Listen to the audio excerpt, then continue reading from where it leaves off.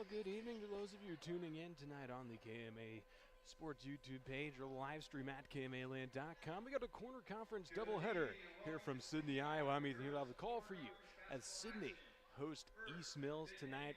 Both teams coming in a couple of win streaks. Looking at the visiting East Mills Wolverines, they are 9-2 on the year, 3-1 in corner conference play. They're coming in on a nice 5-game winning streak. Had a 4-game win streak coming into the new year. And then the first game of 2022, they beat Essex 65-21 on Tuesday. Big win for them in that one. They've really had a pretty strong season so far together. Only blemishes for them on the year against Woodbine in early December. Of course, that's going to be a pretty common sight. Woodbine, a top 15 team this year in Class 1A. And then also the next week against Stanton. It's a close one there, 34-47 loss for them in that one. But nonetheless, a strong year for them so far, outscoring opponents by almost 20, averaging 19 against teams going 53, roughly 4, and 34 against. Then you take a look at the Sidney Cowgirls. Started off the year rough, had a bit of a losing streak, but they are now on a 3-game win streak here coming into the new year. This is actually their first game of the new year, 4-3 on the year, 3-1 in conference play so far. They beat Griswold 64-41, Fremont Mills 44-43, and also Essex before coming into the new year 60-23. Obviously, those last few weeks have really helped them boost that outscoring number. The outscoring team's about 12 points per game now. Taking a look at the starters for tonight as we get ready for tip-off for East Mills. Emily Williams, Mia Goodman, Aspen Krause, Maya Urban, and Natalie Goodman. They're coached by Matthew Thornburg and Alexis Marino. And then for the Sidney Cowgirls, they will be going with Avery Dowling, Emily Hutt, McKenna Lawman, Harley Spurlock, and Caden Payne. East Mills in the black, Sidney in the white. We are ready for tip-off. We'll have KMA AM 960 listeners joining us at around 6:15. But until then, tip-off is away, and it is gathered by East Mills. For the Aspen Krause at the point for the Wolverines. They're working to the left side. Now Krause back to the right, back to the left now. Goodman handles it, now gives it back to Krause at the top. We're going to the right side now, Urban, right corner, trying to feed it down low. Does Emily Williams, powers up for it, gets it to go. Quick 2 points for Williams. Now Sidney brings it across. On that right side, now back towards the middle. Williams on the guard. Tight pressure here from East Mills early. Left side now. They feed it down low, now wide open. Down low is Harley Spurlock. Evens it at 2 to another quick shot attempt there for East Mills. Able to keep it in bounds barely now. Right wing tray ball from Natalie Goodman goes. Make it 5-2 now in favor of East Mills here early in the first quarter. Sidney now works it back across. Left corner, left wing. Lawman now feeds it down low. Looking for Payton. Payne puts it up and gets that one to go. Points not hard to come by here. A tight defense from Sidney. They're going to call that one a It'll be an inbound for East Mills now. Here on the near sideline, they give it in to Goodman. Goodman pushes it down court quickly. Goodman feeds it off. Maya Urban, who drives into the paint, gets it to go. Points not hard to come by here early in this one. 7-4 already with just under 6.5 to play here in the first. Sidney working to the right side. Now working it back around to the left side. Hutt handles it. Stripped up now left corner. Feeding it down low. Wide open. Nice cut there from Lama down to the block, but it doesn't go. Rebounded there by Harley Spurlock. Or excuse me, that rebounded there by Goodman. Oh, Natalie Goodman works it to the left side. 3-ball. For Urban doesn't go, but offensive rebound put up. And Emily Williams with her own offensive rebound. That one goes. 4 points for Williams now on the night. Makes it 9-4 over Sidney. Sidney now working back to the left side. Lawman loses it there, and it's stolen away by Maya Urban. But now another pass too far out in front. They're gathered by Sidney. Now Lawman handles it on the left side once again. Over the roster right now to Hutt. Back to Lawman now on the left side. towards the top of the key. Now gives it back to Hutt. Hutt calling some signals here, trying to get a play run. Cut there down into the paint. It's Spurlock. Spurlock shot attempt, no good. Like I said, it goes off out of bounds off of Spurlock. It'll be East Mills ball from under the basket. Just over 5 to play. I have a substitution now for Sidney. Jay Ward checks into the game for McKenna Lawman. East Mills out to a quick 9-4 lead. Just over 5 minutes left to play here in the first quarter. Natalie Goodman gives it off to Kraus. Kraus gives it off to Natalie Goodman. Another 3-ball from that right wing. That one off the iron, but an offensive rebound there by Mia Goodman, and that one goes. It's a quick 6-0 run to make it 11-4. As the players take a timeout, we'll take another quick one here as well. You're listening to the KMA video live stream. At the ARC Group, we take a disciplined approach to marketing. We understand that education and experience must be at the forefront of your decision-making process, and we also understand that all farms manage risk differently. This is Tim again with the ARC Group. I would like to meet with you, learn about your operation, understand your short and long-term goals, and then together we form a plan to maximize profitability on your farm. Call me at 712-370-3497 or visit us at agrisconsulting.net.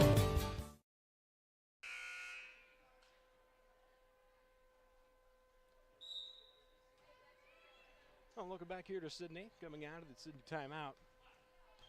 That'll bring it across the court. East Mills used a 4-0 run to jump out to an 11-4 lead. Now tray ball from the right corner. Shea Ward doesn't go, and it's hauled in there by Mia Goodman. Now Kraus gives it to Natalie Goodman. Gives it back to Kraus. Three-pointer from the left wing doesn't go. Rattles out, rebounded there by Emily Hutt. Chased that one down to the right corner, now bringing it back across. One now working to the left side. Long 3-ball there. Doesn't go. Bravery Downley. Now East Mills working back quickly here. Maya Urban looked at the layup, didn't get it to go. It'll be offensive rebound by Emily Williams. Will draw some contact and the foul. First foul of the game, actually, and first trip to the line for either team. Emily Williams leading scorer for this Wolverines team. Looking to extend the lead to 12-4 and does.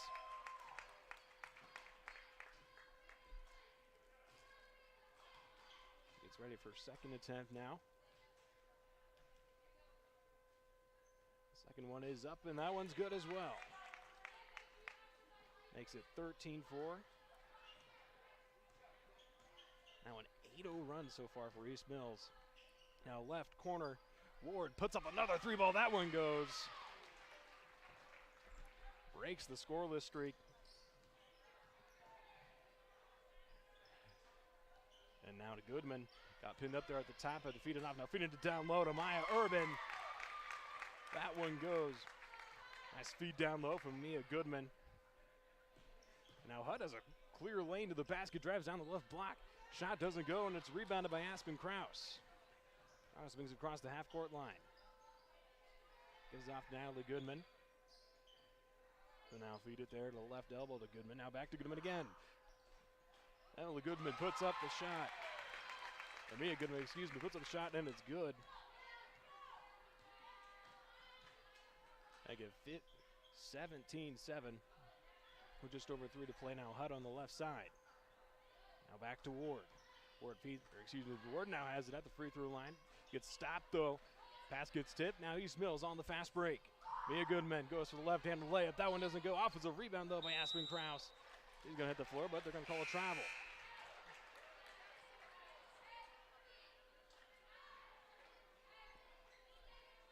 Inbound from the baseline for Sidney. Dowling gives it in to Hutt. Hutt bringing it across. Looks to the right side now to Dowling. On the back to the left side to Hutt. Feeds it to the free throw line, now fitting it down. They're trying to feed it down low. Caden Payman, that doesn't work. East Mills now another offensive possession off of the steal. Williams handles it. Left wing, now a little bit of a shovel pass there. Now right wing, three-pointer from Maya Urban. No one guarded her. Didn't go though. Rebounded by Emily Hutt. Quickly down the right side now is Dowling. Now back to the top. Hutt working to the left side. Now back to Dowling, working around to the right side. Ward. Now gives it to Hutt at the right elbow. Trying to drive in the paint instead, kicks it out to Dowling now from the point. Now driving to the paint, spin move, kicks it back out to Hutt, left wing. Now left corner, Dowling. Trying to drive inside here to the paint, kicks it out to Hutt on the right side. Not able to get too much penetration here. I speak too soon. Sidney finally gets a nice cut from Spurlock, but the layup doesn't go.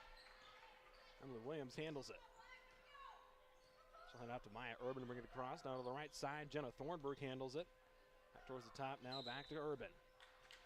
We've got a fair amount of travels here early in this one. Another one there committed by Maya Urban. We'll see some substitutions now. Natalie Goodman checks back into the game for East Mills. Nico Hayes checks in for Sidney. Hutt handles it, works to the right side to Ward. Ward, a lot of space here now, driving into the paint, driving hard, gets stopped though, tries to kick it out. And another travel. Teams exchanging travels right now. East Mills holding on to a 10-point lead at the moment, 17-7 with just under a minute and a half to play here in the first quarter. Bring it across. Jenna Thornburg trying to get it to the right side, but that pass gets tipped out of bounds by Ward. Inbound in front of the Sidney bench for East Mills. They get it into Thornburg, who handles it at the point now, left side. Now feeding it down low. Maya Goodman's shot doesn't go. A lot of contact there. Nothing called though as the ball rolls all the way to the right corner out of bounds. They're going to say it's off of East Mills. Just over a minute left to play now. East Mills still up 17-7. Get off to Ward across the half-court line at the point. Now gives it to Hayes. Hayes gives it to Hutt. Now Dowling. Oh, a three ball gets rejected by Emily Williams now on the fast break to the right block. We have foul on the floor by Hutt. Williams nearly taking that one coast to coast.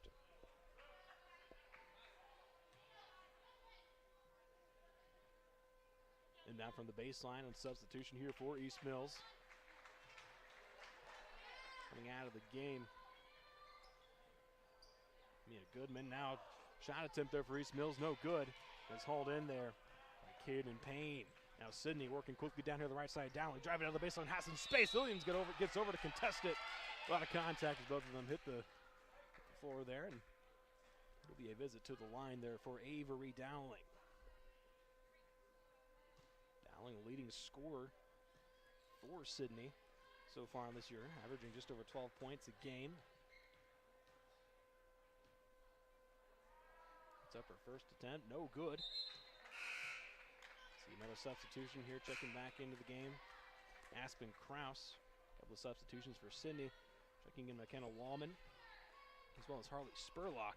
37 seconds to play here in the first quarter. Second shot attempt, that one no good. It's hauled in by Aspen Kraus. Is also going to force a grab there on Sidney. That one on Anika Hayes. Now bringing it across. Jenna Thornburg now working to the right side to Natalie Goodman.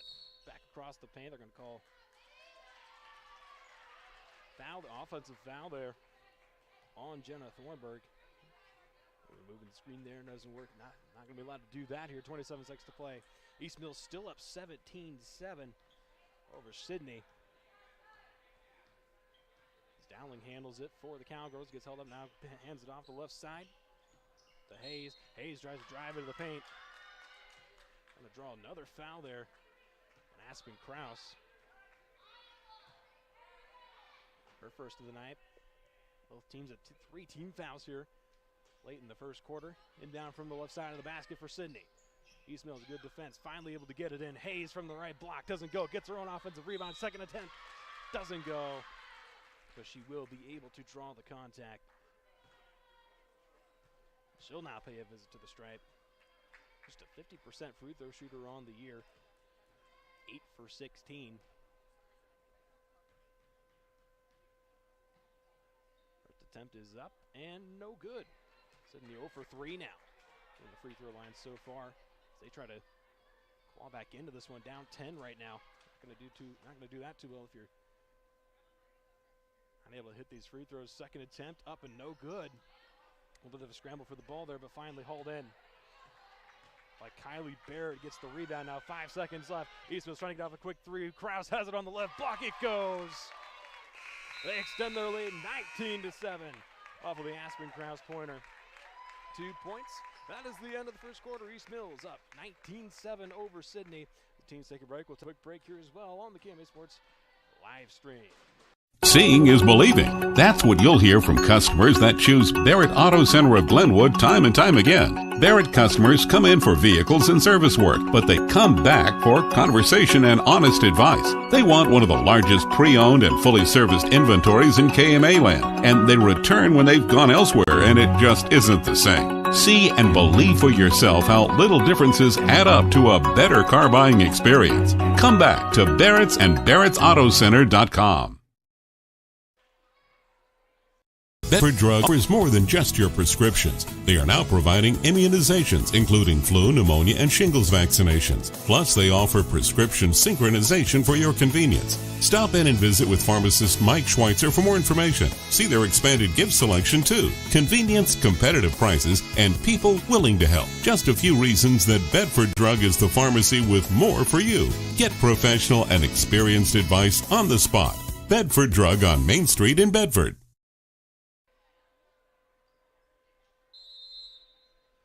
Welcome back here to Sidney. Second quarter of action underway as Sidney hosts East Mills. Unica Hayes handles it now, gives it off to Harley Spurlock. It tries to feed it down low to Lawman, but well overthrows her, but it's going to get tipped there by Natalie Goodman. Goes out of bounds off of East Mills. Sidney have another chance now. They try to claw back down 19-7 to begin the second quarter. Inbound to Dowling on the left side, guarded by Williams, now working back towards the top. Works to the right side now to Lawman on the right wing. They work a little farther into that right corner where she gets held up. Has to pick it up now, feeds it to Ward on a nice cut into the paint. Does a fair amount of contact on Emily Williams. It'll send Ward to the line now.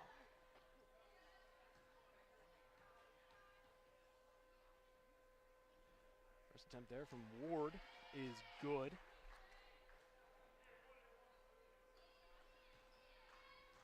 Makes it 19-8. Second attempt from Ward, also no good. It's hauled in there by Aspen Krause. Now on the left side. Yeah, good.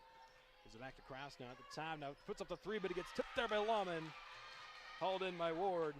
Now working across half court is Ward at the top. Right side, Spurlock now driving down the baseline on the right side. Tried to go up and under there. So that took one too many steps, and easy travel called. Be inbound from the baseline for East Mills. So we have a substitution here. Spurlock coming out. Payne coming back in for the Cowgirls. Natalie Goodman handles it, bringing it across the half court. The left side sliding, now gives it to Krause on the right side. We're on the perimeter free throw line.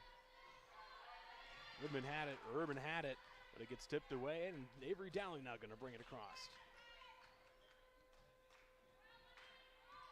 Ward handles it on the right side, just puts up a three. That one doesn't go. Defensive rebound there by Williams, aggressive rebound. We welcome in now those of you listening on KMAM 960 Shenandoah. Currently East Mills up 19-8 over the Sidney Cowgirls right now here in Sidney, Iowa. East Mills offensive possession at the moment. Aspen Krause handles on the right side. Now driving to the right corner. Now kicks it back. Natalie Goodman, three ball from the top, doesn't go. But offensive rebound there by Urban. And then Urban's pass there. Knocked away Unica Hayes. Takes that one away and gives it to Dowling. Now working quickly across. To the right side was Ward. But once again, another travel. East Mills has put together a couple of nice runs there in the first quarter. It's up 17-9. Sidney had a lone free throw from Ward here in the second quarter.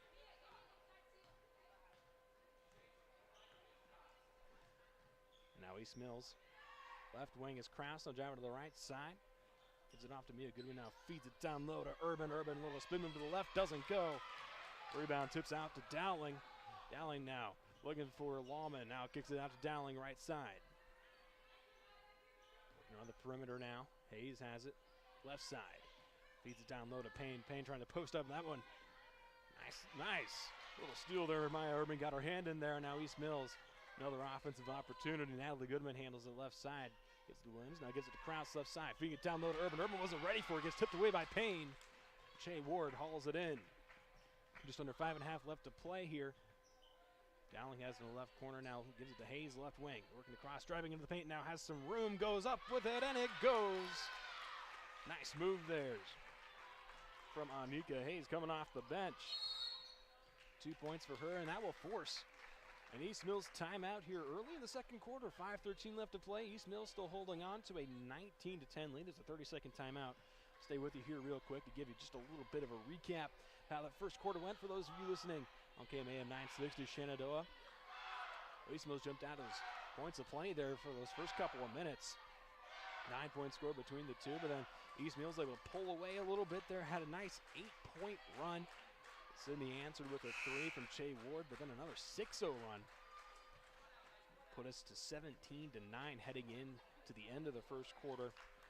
And now Sidney able to respond a little bit here. 3 unanswered points here to begin the second quarter. East Mills now will have another opportunity. Hold on to a 9-point lead.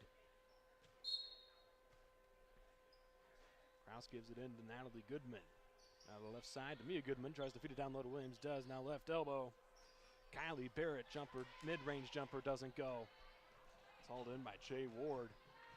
Ward has it on the right side once again. Under 5 minutes left to play now here in the first half. Sidney trying to claw back into this one, not sure what to do. Now gives it to Hutt on the left side, left wing. Continues to the left, now Hayes driving back to the paint once again. Had that work the first time, it doesn't work this time. It's the spin back to the left, into the paint. Loses just a little bit as two players hit the floor there. It's going to be a jump ball in favor of Sidney. You see a substitution made here. Oop. They're going to wait on the, they're going to go ahead and have the substitution come in. Checking back in is Maya Urban. Actually inbound East Mills. Kraus brings it across. On the left side to Natalie Goodman. Now back to Kraus. Trey ball from the top of the key doesn't go. Rebounded by Anika Hayes. 4.5 left to play now here in the second quarter. Ward handles on the right side. Driving now, nice spin move to the right. Now down to the baseline. Puts up the shot. Contested over Williams. Doesn't go. East Mills trying to keep that one in bounds. Kylie Baird unable to save it. It'll be an inbound from the left side of the hoop for Sidney. Still down 9 points, 19-10 in favor of East Mills. Dowling gets it on the left corner on the inbound now. Moving back to the right side now, tries to kick it out. Instead, it's going to be tipped by Maya Urban. Nothing in front of her. Hutt able to get back to contest it, and it's going to be an and one. Nice play there by Maya Urban. Gets in the way of the pass, gets back, forces the contact. Now she'll have a chance for hard-earned 3 points.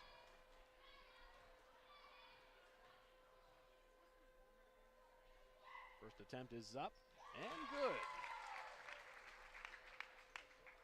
3 points for East Mills, extends a 22-10, make it a 12-point lead. Hayes now on the left side for Sidney, driving to the paint, spinning back to her left. Has to kick it out to Lawman. Now Lawman decides to drive into the paint over a couple Wolverines defenders, off the backboard and in. First 2 points of the night for her. Williams now in the left corner, gives it to Natalie Goodman, who puts up the 3. Ooh, bang! That one goes in. 25-12. That's 2 threes for her on the night now. They get 25-12. Dowling has it, now gives it to Hayes, left elbow, mid-range jumper. That one goes. Back and forth here. Hayes up to 4 points now. Left side. Kraus has it, working the left corner now, tries to give it to Williams, going to be tipped out of bounds by Caden Payne. 3:16 left to play here in the first half. We'll see another substitution for East Mills. Checking back in is Mia Goodman. Inbound there to Natalie Goodman. Handle it, screen from Williams. Tries to give it to Williams, but the pass is tipped there by Ward. Has to give it, picks it right back to Natalie Goodman. Hands off to Kraus on the right side. Tight coverage there from Dowling. We're in the right corner now, driving down the baseline, mid-range jumper towards the basket goes. Aspen Kraus. Makes it 27-14. Now Dowling handles it. Spinning to the right now, driving into the paint. Through the contact. Shot doesn't go. Dowling gets a chance. Pay another visit to the stripe. Foul there on Maya Urban. Her second foul of the night. Dowling's second trip to the line tonight. 65% free throw shooter on the year. First attempt is up. Hits the front iron and then goes in, gets it to go.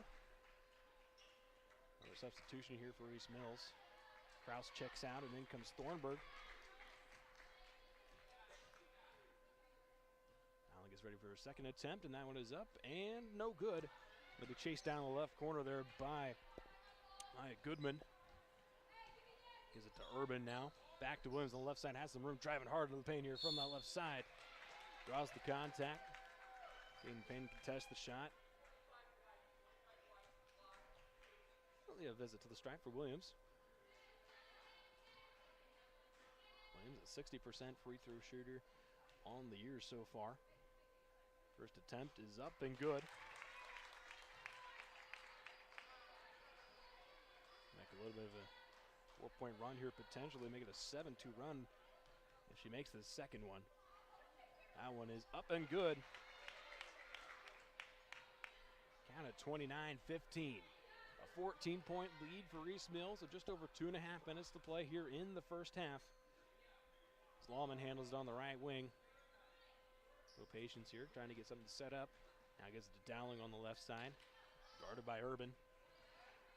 Move there back to the side, loses the ball there right around that left elbow and is picked up by Williams. Now Urban now gives it to Natalie Goodman, driving down the right side, gets held up on the right wing, now fitting it down to Urban on the right post.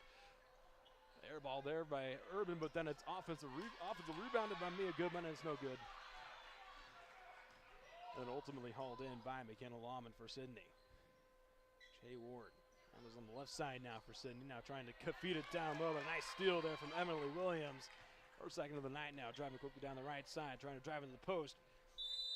Draws some contact. Well, that is going to be an offensive foul on Williams. Get the charge. Williams now. Her third foul of the night. A little bit of foul trouble for Williams here late here in the first half. A minute 48 left to play in the second quarter. East Mills holding on to a 29-15 lead at the moment. Dowling gives it off to Ward on the left side. Now to Hayes. Feeding it down low to Payne. Tight defense there from Mia Goodman, but they're going to call a foul on the floor against Goodman. It's going to be an inbound from the baseline.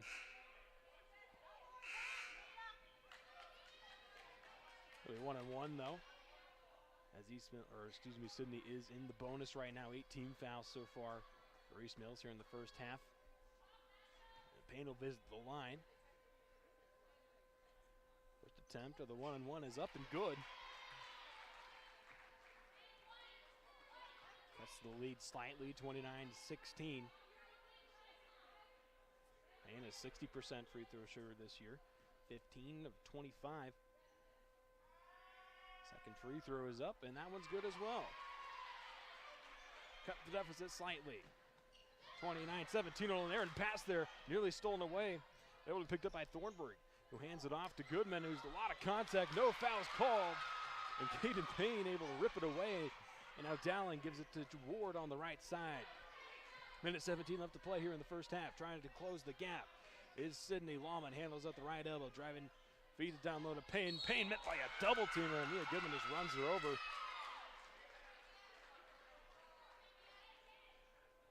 It's going to be another visit to the line for Payne. Foul is indeed on Goodman there, her second foul. Going to give Payne another visit just moments ago.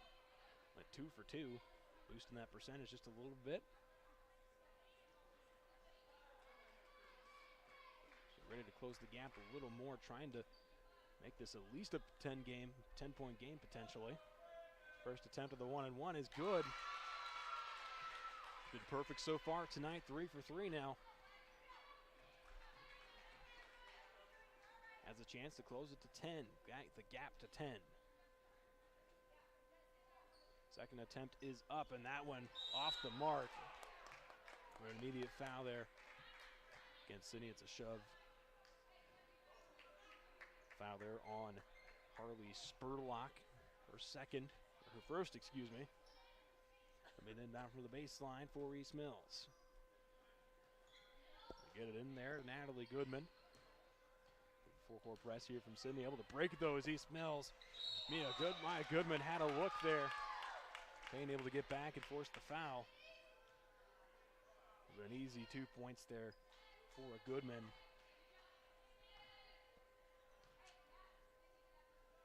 Now Goodman's first free throw. Rattles around and goes in.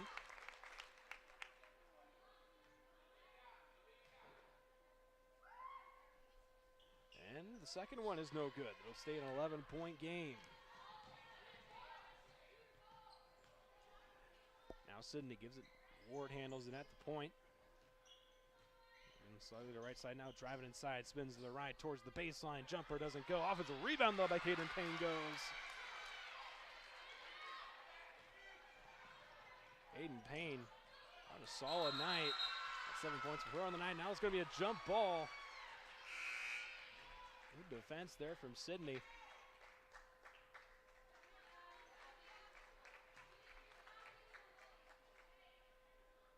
It's 20-30, 36 seconds left to play here in the first half. Now Sidney feeds it down low to Payne. Payne trying to go up with it. Rattles around and out. And it goes out of bounds off of Harley Spurlock of Sidney. It'll be inbound from the baseline for East Mills. 27 seconds left to play now. East Mills still holding on to a 10-point lead. Still full court press here from East Mills. They're able to break it. Natalie Goodman gives it off to Thornburg on the left block. Shot doesn't go. Rebounded by Dowling now. 14 seconds. Driving back quickly. Trying to make it a single-digit lead going into halftime. Ward on the left wing. Feeds it down low to Payne. Tight defense though, tried to give it across court. Instead it's taken away by Maya Urban. 2 seconds, puts up the floating three, ball doesn't go. East Mills walks into halftime with a 30-20 lead. You're listening to KMAM 960. We'll take a quick break and we'll have some halftime stats for you right after this. You're listening to KMAM 960. Shenandoah, I'm Ethan Hewitt. For over 25 years, Chat Mobility has provided you the latest technology, competitive prices, and a nationwide high-speed network. Though important, we're a whole lot more. We serve your hometown communities, sponsor your local chambers and events. It's our goal to work hard while giving back to those who graciously support us. At Chat Mobility, our interests are much deeper than providing great service. We're just committed to serving you. To learn more, see us at chatmobility.com today. This is Kane with Plumbing. Gowing Plumbing is the name to remember for 24-hour service. That includes after hours and weekends, because that is when problems usually occur. We're located in Shenandoah, but we also serve the surrounding communities. That's the way it's been done for more than 70 years. And we work on boiler heat, so call fully licensed Gowing Plumbing any time of day or night. 246-1803 or after hours at 712-310-9248. Here to Sidney, halftime right now. East Mills up 30-20 right now over Sidney. As we mentioned, it was a 19-7 first quarter of action. East Mills had a couple of nice runs to extend their lead to a 12-point margin, but then Sidney clawed back Sidney was able to claw back a little bit there late in that second quarter.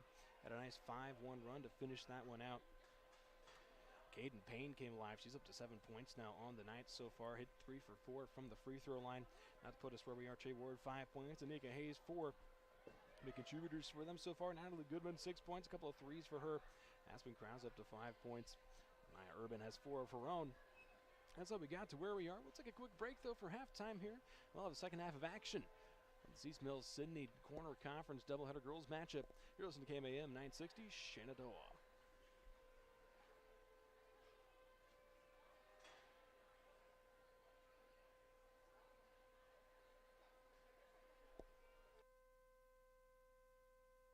Well, welcome back into Upon Further Review. We continue along talking with our class of 2022 KMA Land College decision makers. And the latest one is Allie Voss of Thomas Jefferson. She's going to play volleyball at Southwestern Community College in the future. And Allie, how are things going today? Things are going well. How are you? Good. Thanks for joining us. First off, again, you're going to play volleyball collegiately. What does that mean for you to have that opportunity? It's very important to me. Like, it just proves to me that every day of hard work pays off in the long run, and it's very exciting to get that other chance to be better than who I was today. Is this something that for a while you kind of thought was a possibility, being able to play collegiately? Well, through my high school career, around junior year is when I started to get into wanting to play collegiately. I never really thought that I was going to, but dreams can work. Can talk with Allie Voss. Thomas Jefferson going to play volleyball at Southwestern Community College. What was maybe kind of the turning point for you where the light clicked on and you realized that you did want to take the collegiate step? The summer of junior year, we were working really hard, and I just realized volleyball was a sport that I truly loved, and it was so fun and so intriguing to understand more about the game of volleyball, and that's when I really decided that I wanted to go for volleyball. Yeah, we'll dive a little bit deeper into the love and the passion you have for volleyball. What are some things that stand out to you? I think it's the working with the teammates, and you have to constantly be talking. I feel like I'm more of a team player than an individual. You can tell with Allie Voss of Thomas Jefferson, you're going to play volleyball at Southwestern Community College. I know you're a multi-sport athlete there at TJ. Was there ever a point or time in your career where you thought maybe it was a different sport that you were going to do collegiately, or was it always going to be volleyball? Yes. Originally, I thought I was going to be going for track and field to be a thrower. And what was it that kind of changed with that? It definitely had to be the environment I was in. I feel as though volleyball was more hyperactivity and track was more quiet and laid back. I love being around people. You end up getting a perfect opportunity at Southwestern Community College in Creston. Dive a little bit into how that opportunity came about. Where was the connection that ultimately led you there? So the connection that led me there was one day during the summer. I was talking to my head coach, Darian White, and I was telling him that I wanted to further my volleyball career, and he helped me set up college recruit forms and all that. And I ran by Southwestern Community College as I was looking for colleges nearby because I don't want to go too far away from home. And I ran into Southwestern Community College. I applied for their academic program, and I got in. So then I filled out a recruit me form, and I reached out to the coach. And then she called me one day, and ever since then, it's been my biggest accomplishment. And that's awesome to hear. Again, talk with Allie Voss of Thomas Jefferson. What were some things within the program that kind of stood out to you? Well, it's close to home. It's a small town, so I would understand the teachers, and they would be accepting with me being gone. I have family down there as well, so it just all helps. And when I walked into the building, when we went on the interview with them, just a tour, I immediately fell in love. It felt so comforting. Everyone was so nice and welcoming. When you look at your game, what do you feel are some things within that you do well that hopefully can transition over to the collegiate level? Talking. I love to talk. I feel as though I'm a hard worker, and I'm not afraid to get up every morning really early to put in the work. Now, on the flip side, what are some things that you want to work on? Probably taking care of my body a little bit better. There's been times where I play on hurt ankles, and I feel like if I were to just have better health of my body, that would be way better. What do you feel it will do for you collegiately?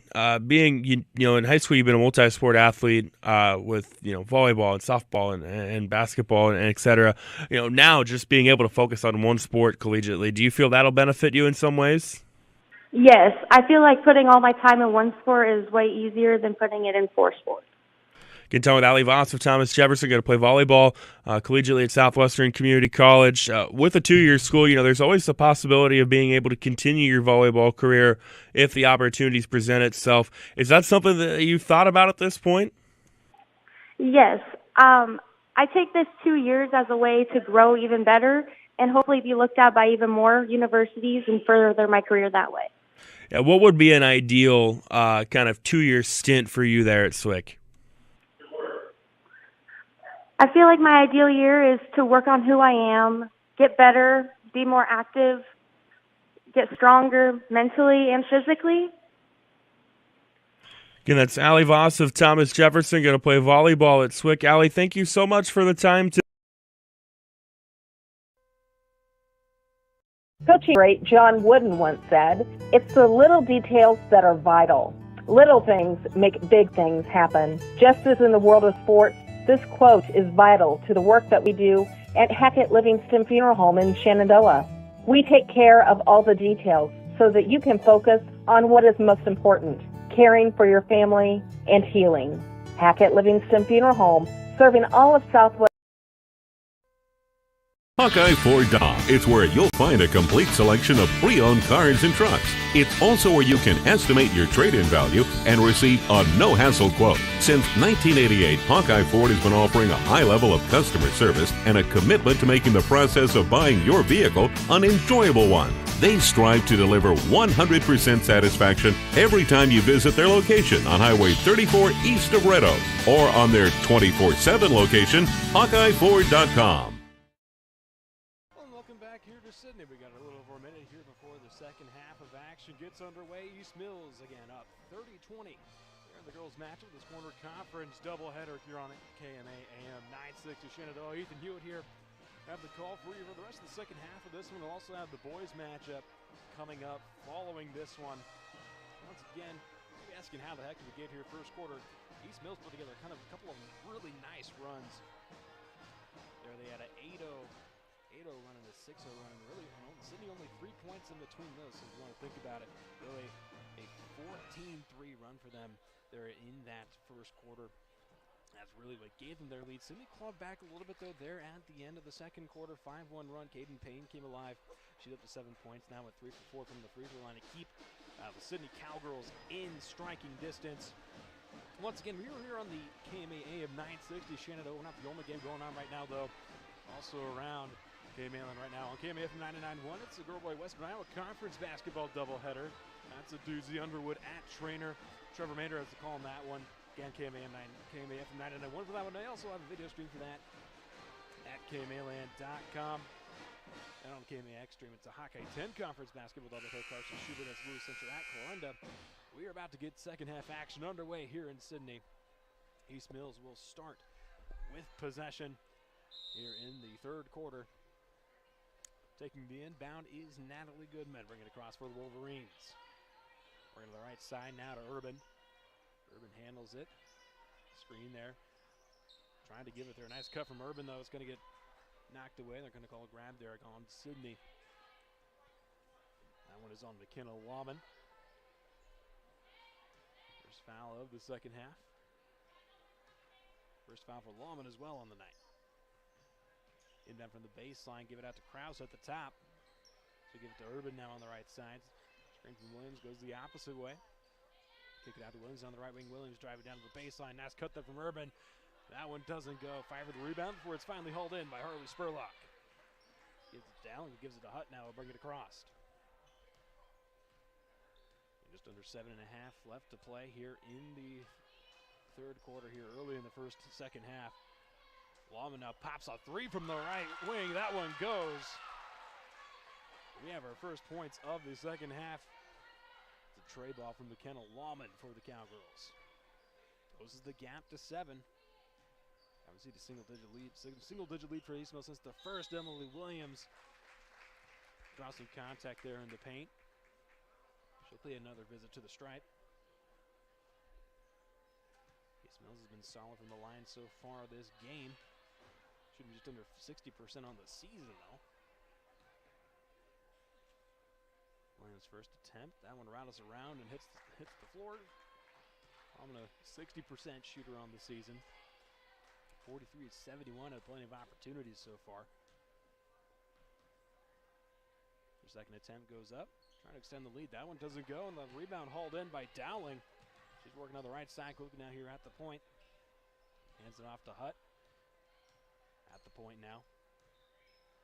Is it Dowling on the left side off a screen from Payne. Now driving to the top of the key, gets held up by Williams, gives it to Lawman, now gives it to Hutt. Working towards that left side again, feeds it down low to Payne. Payne tries to spin around. Foul there on Aspen Kraus. Second foul of the night for her. Good inbound from the right side of the basket for Sidney. Hutt on the inbound. Get it to Dowling in the right corner. And she's going to pop the tray ball from there. That one a little short, bounces out, but offensive rebound by Hutt. She now works it out. Now a wide open three from the left wing for Lama, doesn't go. It's hauled in there. Aspen Kraus now has it on the left side. Now Lynn Williams tries to feed it down low to Urban. That pass is a little wide though. That's picked up by Hutt, who now gives it to the left side to Dowling. Dowling driving down to the baseline. Brings it back out now. Gives it to Lawman left wing. Now Spurlock. Now Hutt on the right side. She'll bring it back to the top. Gets up and set up. They spread the floor. Now give it to Lawman. Left wing, guarded by Goodman. Now Spurlock, guarded by Urban. Thought about feeding down low, and so gives it to Dowling at the point. Dowling now has some space there on the right side of the lane. Hit hard and drew some contact.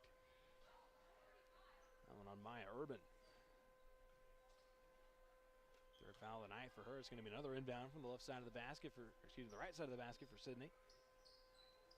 Hutt on the inbound, looking for something here. Finally gets it into Dowling on the right wing. Right in front of her own bench at the moment. Now taking it towards the top of the key. Going to give it to Lawman, now working around the perimeter to the left side. Hutt. Guarded by Kraus, or excuse me, guarded by Urban. They'll shove their down low off-ball foul on Payne. A little bit too much pushing and shoving down low. Third foul of the night for her now as Natalie Goodman brings it across quickly now. Left side to Williams. Guarded by Payne, now driving down to the base on the left side. Jumper, short jumper doesn't go, but the put back there. By Urban goes. Makes it 32-23. Now Sidney looking on the right side. Lawman gives it to Dowling at the top. Guarded by Kraus. Now spinning back to the left into the paint. Tries to feed it to Payne. It goes off the foot. Emily Williams. We'll see a couple of substitutions now. Ward and Hayes checking back in for Sidney. Out comes Payne and Lawman. Ward having a solid night off the bench. 5 points for her. They're in that first half. Hutt on the inbound, just over 5 to play. East Mills up 32-23. Finally able to get into Dowling on the left wing. Guarded there by Maya Goodman. Now gives it to Hayes. Left wing. Hutt now handles it on the left side. Dowling cutting across here to the top of the key. Now driving to the pin on the left side. Kicks it out to Hutt. Hutt held up there. Couldn't do anything with that. To give it to Ward now at the top of the key. Drives to the right side. Spinning back to her left on the paint. Kicks it out. Dowling, or excuse me, Spurlock, long two-pointer there. That one rattles around and out. Gets tipped out there by Urban. Rebounded by Goodman. Now gives it back to Urban now. Who gives it to Natalie Goodman. Who gives it to Williams on a cut into the paint. Now kicks it out.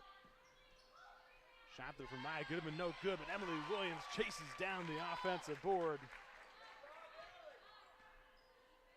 Extends the East Mills lead, 34-23, back to a double-digit lead, up 11 now.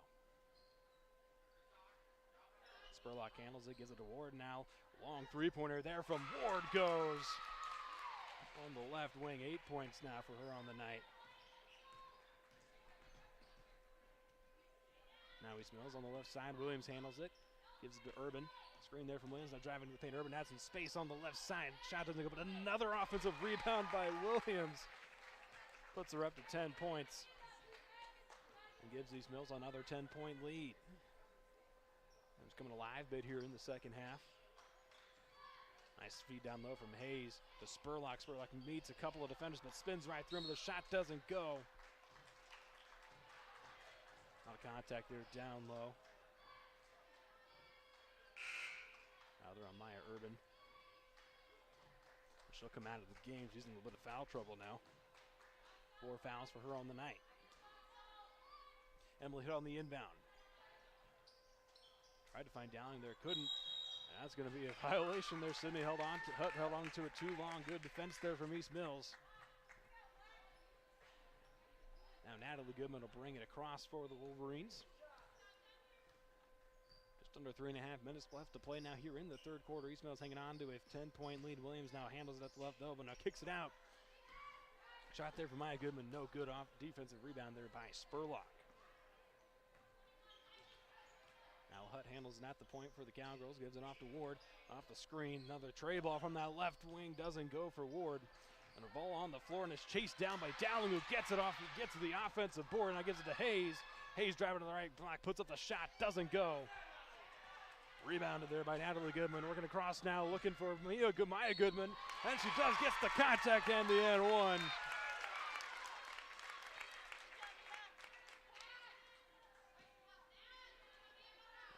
Nice player there from Mia Goodman.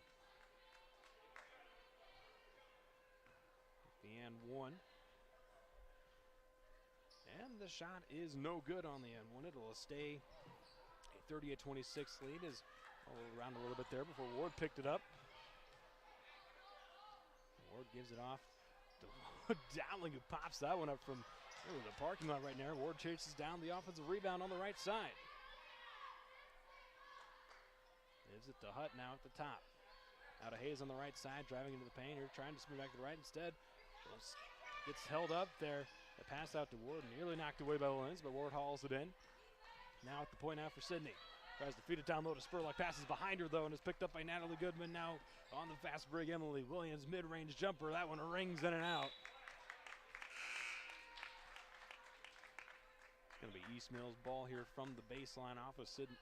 Out of bounds off of Sidney. A substitution here for the Cowgirls. In comes McKeb Maher. East Mills on the inbound. Able to get it into Aspen Krause there on the left wing. Now back to the top. She handles it. Left side now, feeding it down to Williams. Wide open. Looked like their Maher might have fallen down. Left Williams wide open. Extend their lead 40-26. Hutt now handles at the point for the Cowgirls. To her left side, gives it to Dowling. Dowling guarded by Krause. Screen there from Spurlock. Gonna feed it now to Spurlock on the pick and roll. Draws the contact and the and one.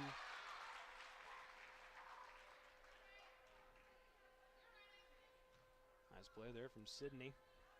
Trying to get back into this one. We're down by 12 now. Spurlock's and one attempt is good. Good three-point effort there from Spurlock.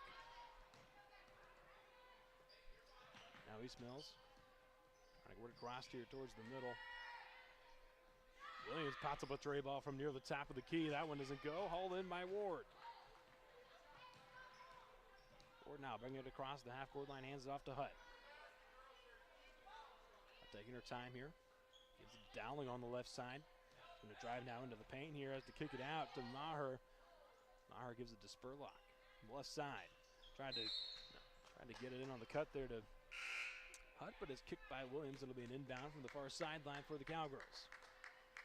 Krause checks out of the game, and in comes Jenna Thornburg. Ward on the inbound to Hutt. Sidney now working on the right side, quickly Ward. Now Spurlock from the free throw line puts up the long jumper. That one no good, hauled in by Natalie Goodman. Thornburg now driving down that right side. Her pass long and wide. A lot of contact. We see a Cowgirl down a little bit of pain. It looks like it's Spurlock. He's a little slow to get up. A lot of contact right there. Lawman will check back into the game for her most likely. Trying to walk it off.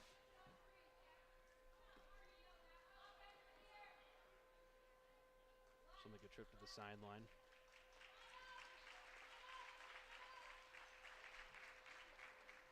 Be another inbound for Sidney from that far sideline. Hutt handles the inbound. To the right side now to Ward.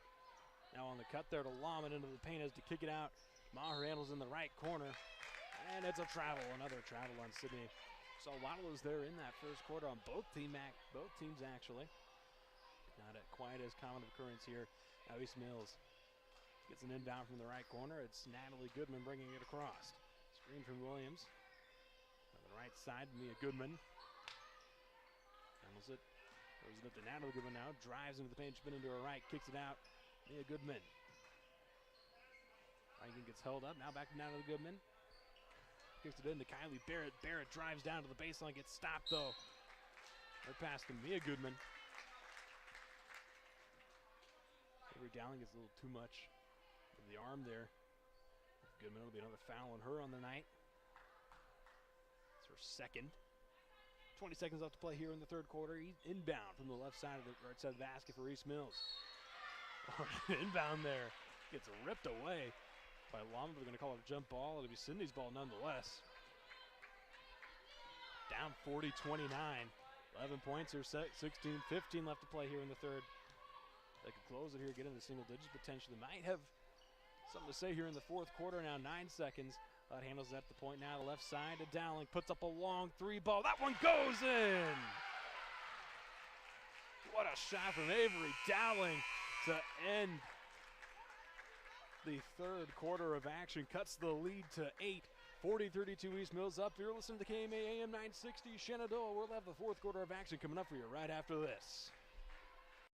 HawkeyeFord.com. It's where you'll find a complete selection of pre-owned cars and trucks. It's also where you can estimate your trade-in value and receive a no-hassle quote. Since 1988, Hawkeye Ford has been offering a high level of customer service and a commitment to making the process of buying your vehicle an enjoyable one. They strive to deliver 100% satisfaction every time you visit their location on Highway 34 east of Red Oak or on their 24/7 location, HawkeyeFord.com.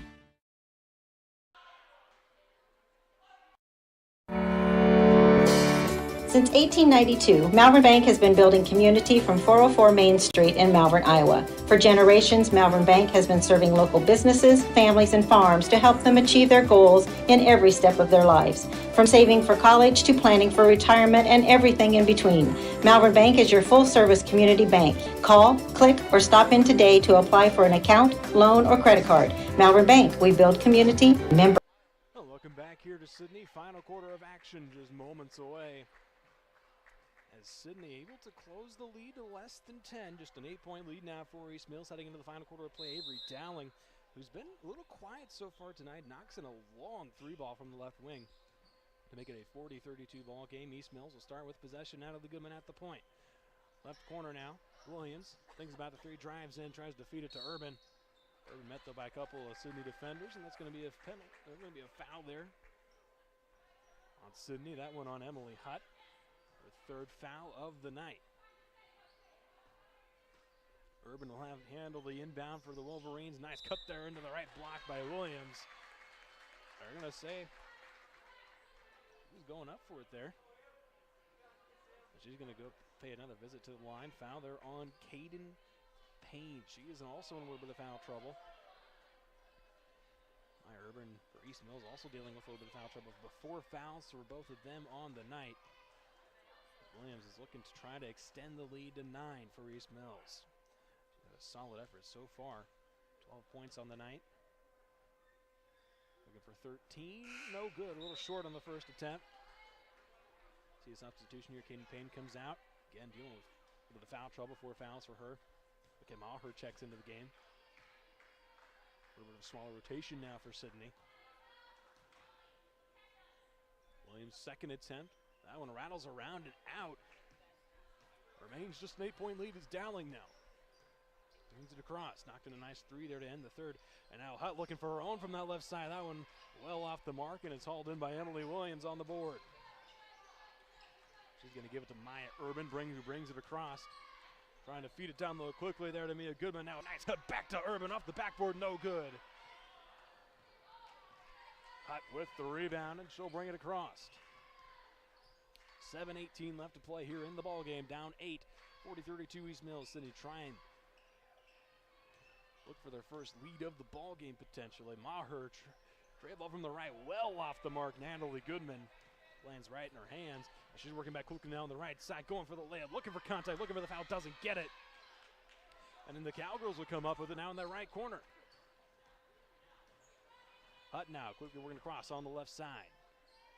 Gives it to Dowling, another three ball from that left side for Dowling, no good off the backboard. Hutt chases down the rebound though. No one grabbed it, and she was looking down low there to Spurlock, doesn't. Throw was a little high and wide. It'll be an inbound for East Mills. We'll see a few substitutions made here by the Cowgirls. Hayes and Ward check back into the game. Ward having a respectable night off the bench. 8 points for her. She's knocked in a pair of three-pointers tonight. Now Urban brings it across. Williams cuts the free throw line, gets the pass now, thinks about the jumper, instead hands it off to Mia Goodman. Goodman driving into the paint, draws the contact. She'll be another visit to the line.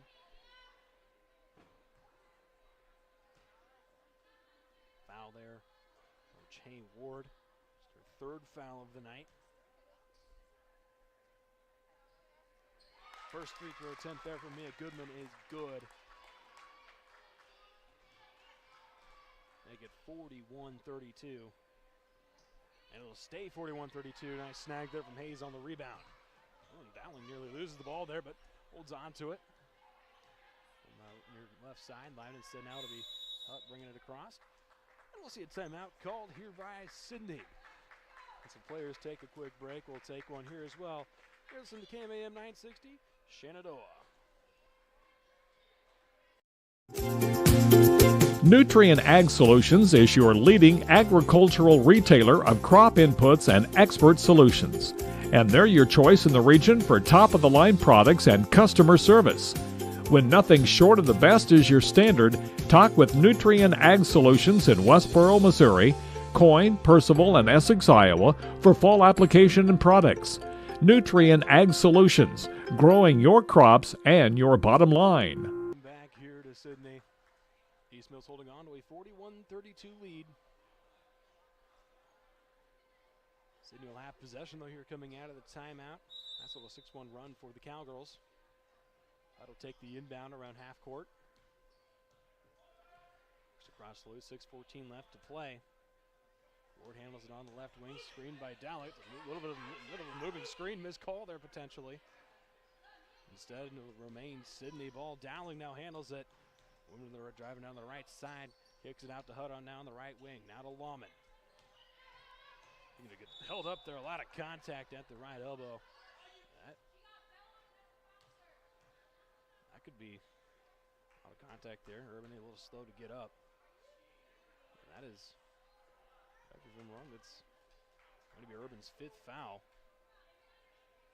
Urban fouls out of the game here with just under 6 seconds left to play. Potentially a little bit of fallout there from that missed moving screen call. Or it'll inbound. Hutt handles it at the point. Now feeds it to Hayes in the paint. Now Hayes over to the right side now. That one's going to get tipped out of bounds. Foul there though.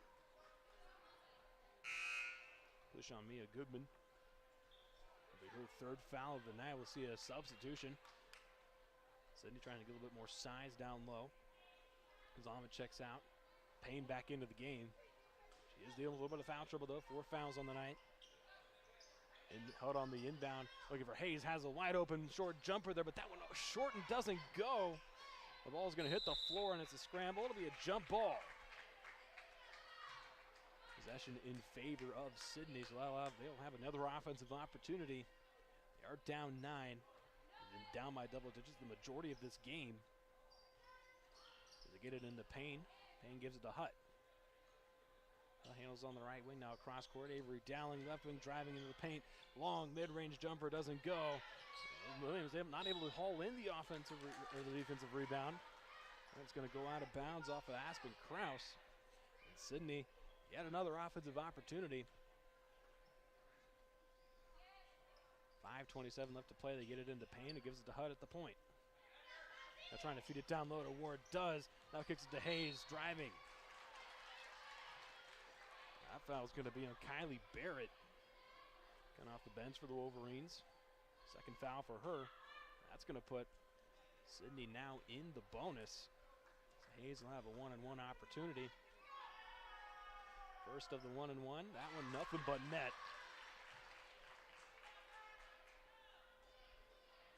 She's ready for her second attempt now. Just a 50% free throw shooter on the season. That time perfect though, 2 for 2.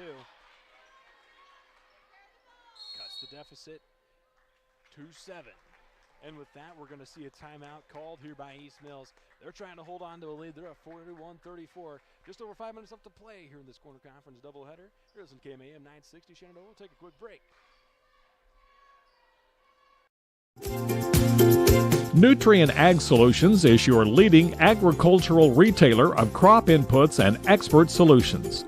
And they're your choice in the region for top-of-the-line products and customer service. When nothing short of the best is your standard, talk with Nutrient Ag Solutions in Westboro, Missouri, Coyne, Percival, and Essex, Iowa for fall application and products. Nutrient Ag Solutions, growing your crops and your bottom line.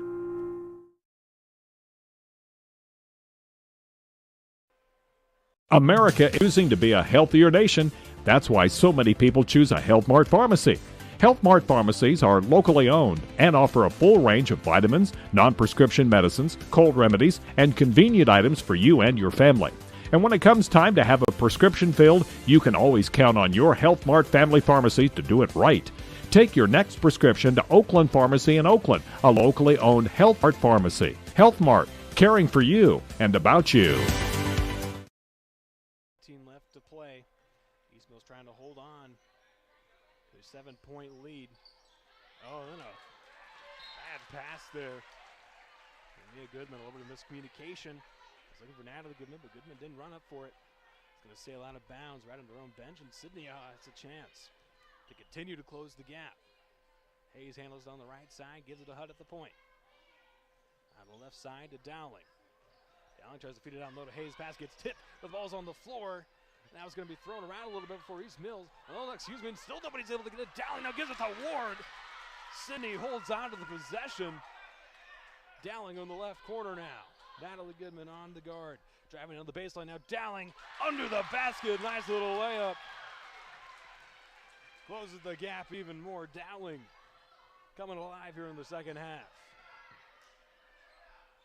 Natalie Goodman handles it now on the right side. Just a 5-point lead now for East Mills. Sidney showing life here in the fourth. Natalie Goodman now driving to the right side. Gets held up around the perimeter still. Now gives it off to Krause down to the top of the key. That's a travel there on East Mills. Sidney with a real opportunity here. Keeping this game close. Been down by double digits the majority of this game, but going into the fourth, able to close it to just an 8-point lead. Now they're only down by 5. Dowling handles it now at the top, guarded by Williams. Now to the left side to Hutt. Feeds it down low to Payne. Pass goes over her hands, but Anika Hayes handles onto it on the baseline. Now Hutt on the left wing, Ward at the top. To the right side now to Dowling. Feeds down low to Payne. Once again, they'll try this again. Payne spins to her right, gets it to go. A 6-0 run now for Sidney. Coming out of the timeout. East Mills trying to work quickly down the right sideline. And it's stolen away by Caden Payne. Emily Hutt now coming back. 41-38 East Mills. Avery Dowling at the top now gives it to Ward left side. Driving to the paint now is Ward working through the Wolverines defenders. Ball gets away, then Williams saves it now, nothing in front of her. Kylie Barrett, and Ward gets back on the fast break there. Kylie Barrett had a wide open look. Ward able to get back and force the contact. It's going to send Kylie Barrett to the line. She gets ready for her first attempt. First one is up and no good. Remains just a 3-point game.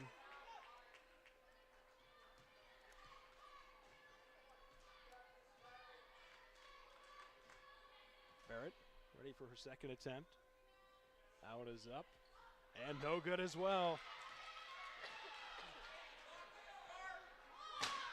Avery Dowling.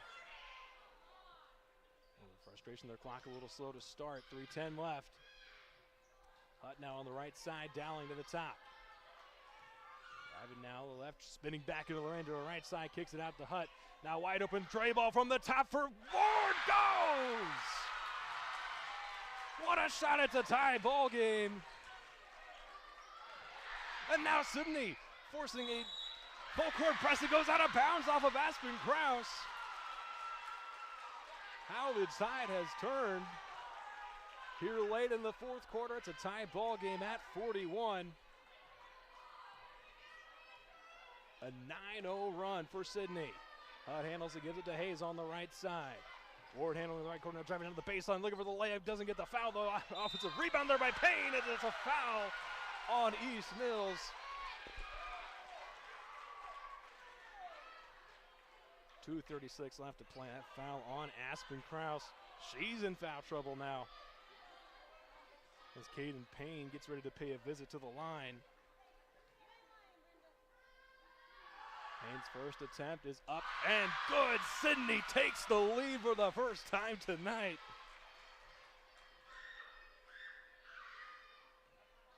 What?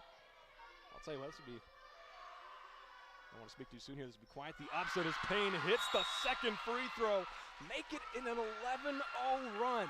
Coming out of the timeout for Sidney. As the players take a timeout, we'll take another one. 2:36 left to play in this one. Sidney now up 43-41 over East Mills. There's some KMAM 960 Shenandoah. America is choosing to be a healthier nation. That's why so many people choose a Health Mart pharmacy. Health Mart pharmacies are locally owned and offer a full range of vitamins, non-prescription medicines, cold remedies, and convenient items for you and your family. And when it comes time to have a prescription filled, you can always count on your Health Mart family pharmacy to do it right. Take your next prescription to Oakland Pharmacy in Oakland, a locally owned Health Mart pharmacy. Health Mart, caring for you and about you. Oh, looking back here, Sidney coming out of the 30-second timeout. I'll tell you what, this has turned into quite an exciting game. Sidney has pulled off a bit of a comeback here. They now have the lead 43-41. 2:36 left to play. So this would be a little bit of an upset alert potentially. East Mills still plenty of time. 2.5 minutes left to play. Don't want to get too rushed here if you're the Wolverines. Full court press though from Sidney, making it difficult. They're able to break it though. Krause has some room. Feeds it there. DePerro gives it to Williams down low. Ties the game back up out of the timeout. 43-43. Ward now handles it. On the left side, gives it to Dowling at the top.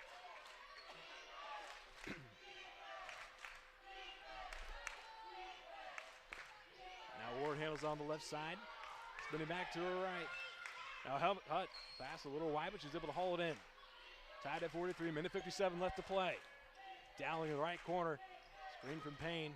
The left side trying to feed it to Payne off the pick and roll. Nice! Oh, and it rolls out. Hayes on the offensive board. That one doesn't go in a reach for Hayes. Gets a road offensive rebound. It's going to be a shove there. Emily Williams. Now the Wolverine a little slow to get up. Barrett. Third Wolverine tonight that's a little shaken up. And Sidney in the bonus still. Both teams in the bonus now. And Hayes will pay another visit to the line.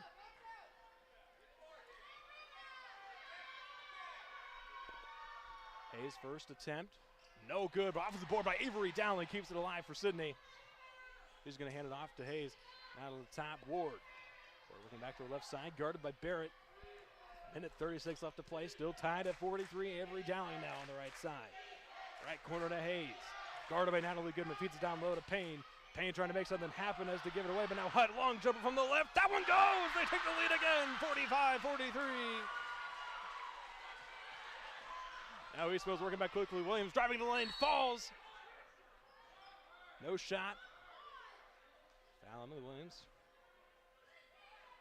It's a final, but it's going to put East Mills now in the double bonus. Williams will for sure have a couple of attempts. Foul there on Anika Hayes, her second of the night.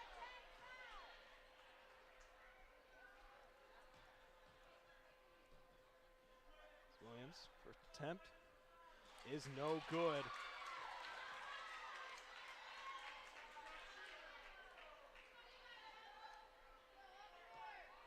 She gets ready for her second attempt now.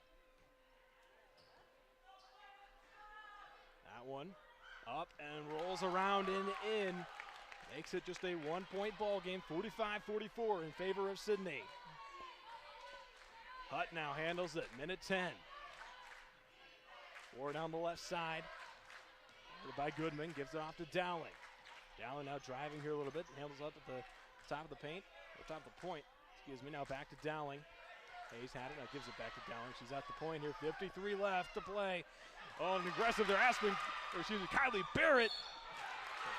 And Kylie Barrett takes a hard hit there. She's been a little banged up tonight. Takes another hard hit. Dowling just more or less ran into her right there. Didn't necessarily make a play on the ball. It'll just be a regular 2 points or 2 free throws here for Barrett. She tries to tie this one, potentially take the lead here. She can hit both. 48 seconds left to play. Barrett 0 for 4 on free throws on the season. Gets ready for that one. No good off the backboard, long. Ready for her second attempt. Trying to tie it up here. 48 seconds left. Sidney at 45-44 right now. Second free throw attempt. And that one's good. Count it. They have tied it up at 45.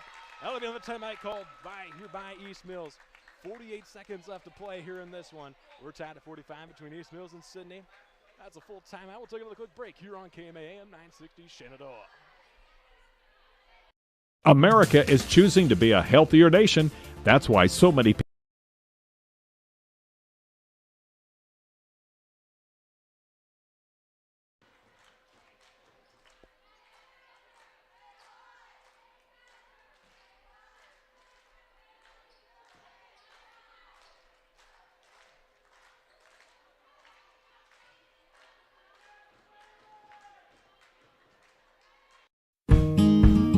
At PCSB, we believe in helping our customers and our community grow, and service is how we do it. This is about making banking better. We are here to serve. We have an innovative spirit and a heart for people that moves us to do what's right. Because at the end of the day, we know what matters most. Visit us online at wearepcsb.com. PCSB, we believe in you. Member FDIC.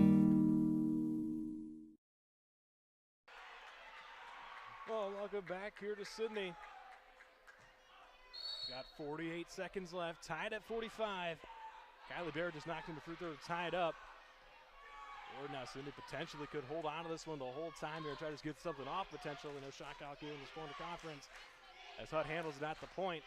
Over their left side now, feeds it down low to Payne. Payne rejected by Emily Williams. And that's an offensive foul. I was going to say it went off of Caden Payne there. Emily Williams with a second big block of the night. Eastman's on the inbound.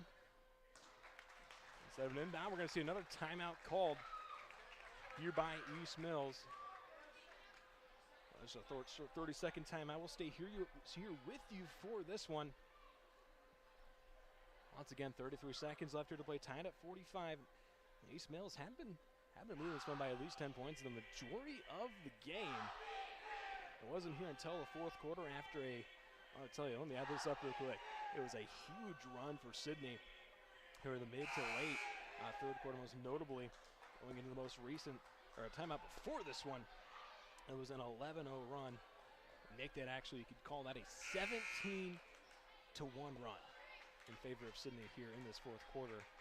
I mean, I haven't seen something quite like that. I haven't been here too long, but I haven't seen something quite like that here so far in this corner conference.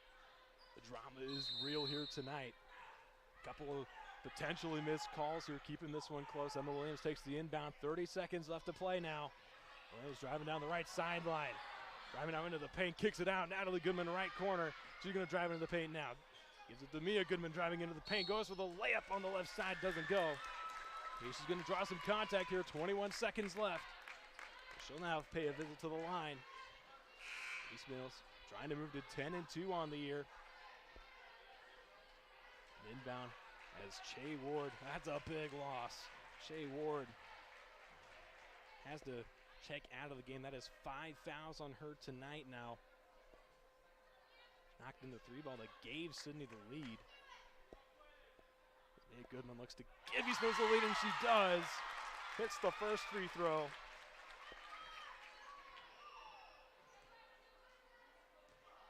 Makes it 46-45, second one, good as well.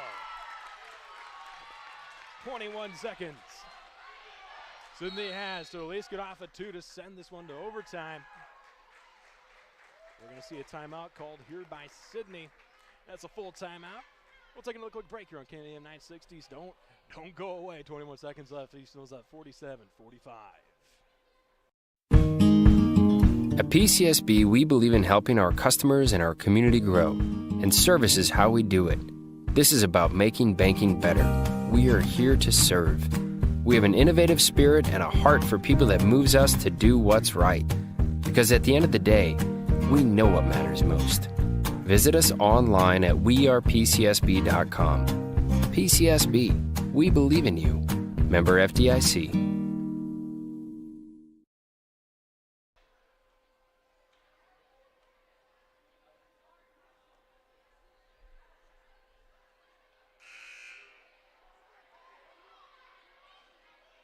When people ask me what my dad does, I still don't have exactly the right answer.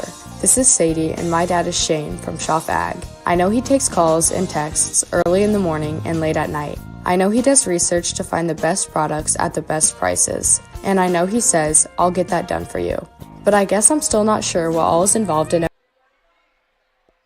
Sidney has an inbound.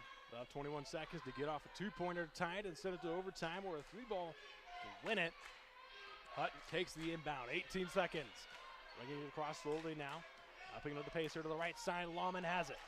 She's tight, getting blocked here pretty well. Payne now handles it, 10 seconds. Hutt on the left side, 8. Holds on to it. She tries to feed it down the middle to Payne. It gets tipped up to Hayes. Hayes kicks it out to Hutt. Long three ball doesn't count. Oh, it goes in. But it's not going to count. A timeout. Timeout called. Looks like there's a little bit of discussion here. Looks like they called a foul. Let's see who it is potentially. A little bit of discussion here between the refs. During this timeout as we try to get this figured out. They're going to say they'll put 2.2 back on the clock. Did fall down to 1.9. Timeout was called there by Sidney. And Hutt knocked in the three ball there from way downtown. Was nearly on the sideline, but it doesn't count. We'll have 2.2 seconds on the inbound here to draw something up potentially.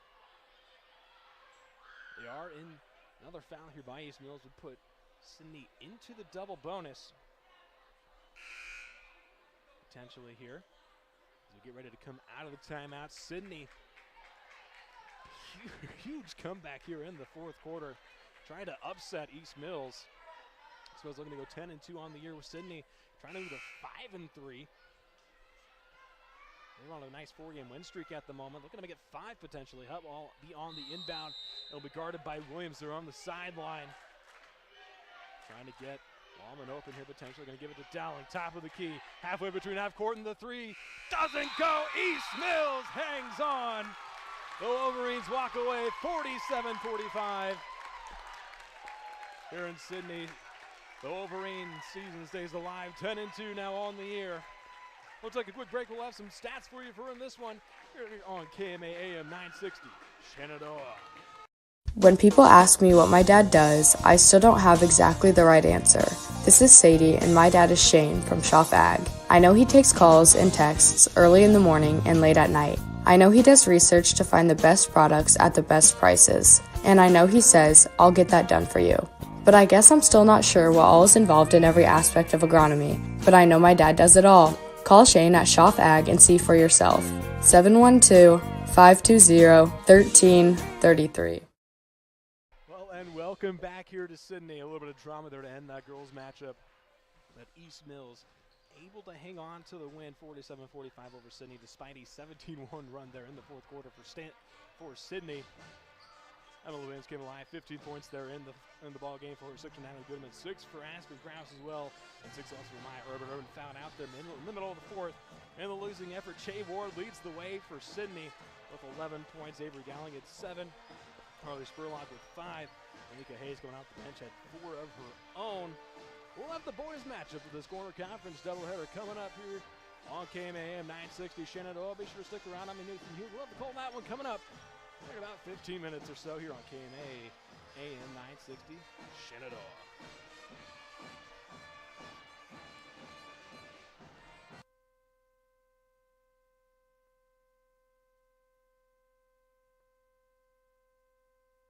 Well, it's time now for This Week in Wrestling, the first This Week in Wrestling of 2022. Trevor Mader, Steve Byer talking everything going on in the KMA Land Wrestling world, and boy, is there a lot of it this week, Steve. First off, always fun to kick off a new year. Yeah, when we get to this point in the season, I've always referred to it as Phase 2. You know, Phase 1, that first part of the season up to Christmas break, you're kind of trying to round your team into shape, get guys at the right weight classes. And then if you've got some problems to address over Christmas vacation, use your practice time to do that. Phase 2, we've got some great tournament action, great dual action coming through the month of January. And then, of course, Phase 3 is when we hit the sectionals and start that tournament trail to the Wells Fargo Arena. So a great time in the wrestling season here, and some great action that we got underway with Tuesday. And I'll just start us off right there with Logan Magnolia and Atlantic Cam battling it out, and it ended up being a squeaker going to Logan Magnolia, 37-36 over Atlantic Cam. And when you first looked at the box score, Atlantic Cam had 5 6-point victories there to get 30 points, but the difference came down to the Rice brothers for Logan Magnolia. At 120, Corbin Rice with a technical fall, and at 152, Wyatt with a technical fall. Those bonus points became the difference in that 37-36 victory over one of the top teams in the WIC, over one of the top teams in the Hawkeye 10. Also, Steve, Tuesday night, relatively healthy Clarinda team got a 3-0 performance. And that's a good observation, Trevor, because they had 12 guys in the lineup for the Cardinals.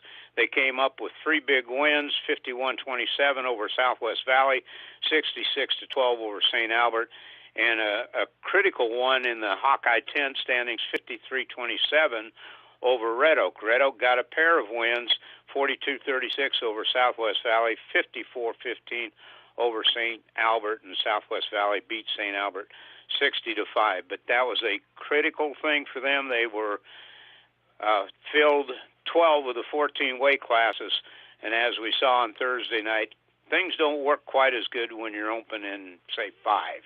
No, and then speaking of Thursday night, Underwood with a convincing win over Western Iowa Conference foe Logan Magnolia, 49-22. And not only the match of the week, Steve, maybe the match of the month, the match of the year went down last night in Stuart, Iowa, of all places. Yeah, and it's one of those where we often talk about, hey, this is a state tournament caliber matchup. Well, this was a state finals caliber matchup with Hagen Heidstand, the boy out of Dow City, Iowa. I'll put in a plug for Dow City there, with a 5-2 win over Logan Magnolia's Wyatt Rice. And those two are a pair of the premier wrestlers here in Southwest Iowa. And looking at that, you wonder, you know, when the guys like that hit head-to-head and the way the state tournament's seeded and everything else, a win here in early January can have a big bearing on how things shake out later on. Underwood also picked up a pair of big wins, 69-6 over Tri-Center, 73-6 over West Central Valley. Logan Magnolia with a pair of wins, 57-15 over Tri-Center, 71-3 over West Central Valley, and West Central Valley defeated Tri-Center 39-33. Yeah, fun one there last night. Big win for Hagen Heaston. A little bit of history he has with the Logan Magnolia program. Wrestled there as a freshman, a sophomore, and a junior. Him and Wyatt Rice last year kind of battling for that same weight spot. Wyatt Rice won the wrestle-off to get that spot. Hagen Heaston bumped down a weight class. Wyatt Rice went on to win a state title. Heaston took third at 132, now at Underwood, and he looks dominant this year. I would probably take him over the field right now at 1A, 145. There from Underwood, just wrestling at a completely different level. Steve, also last night, it still looks like the Hawkeye 10 runs through Creston right now. They were pretty dominant, and really just a tough break for Clarinda. Yeah, and that gets to that point about being healthy, and this is a little bit of an added dimension of the COVID situation that we're currently in.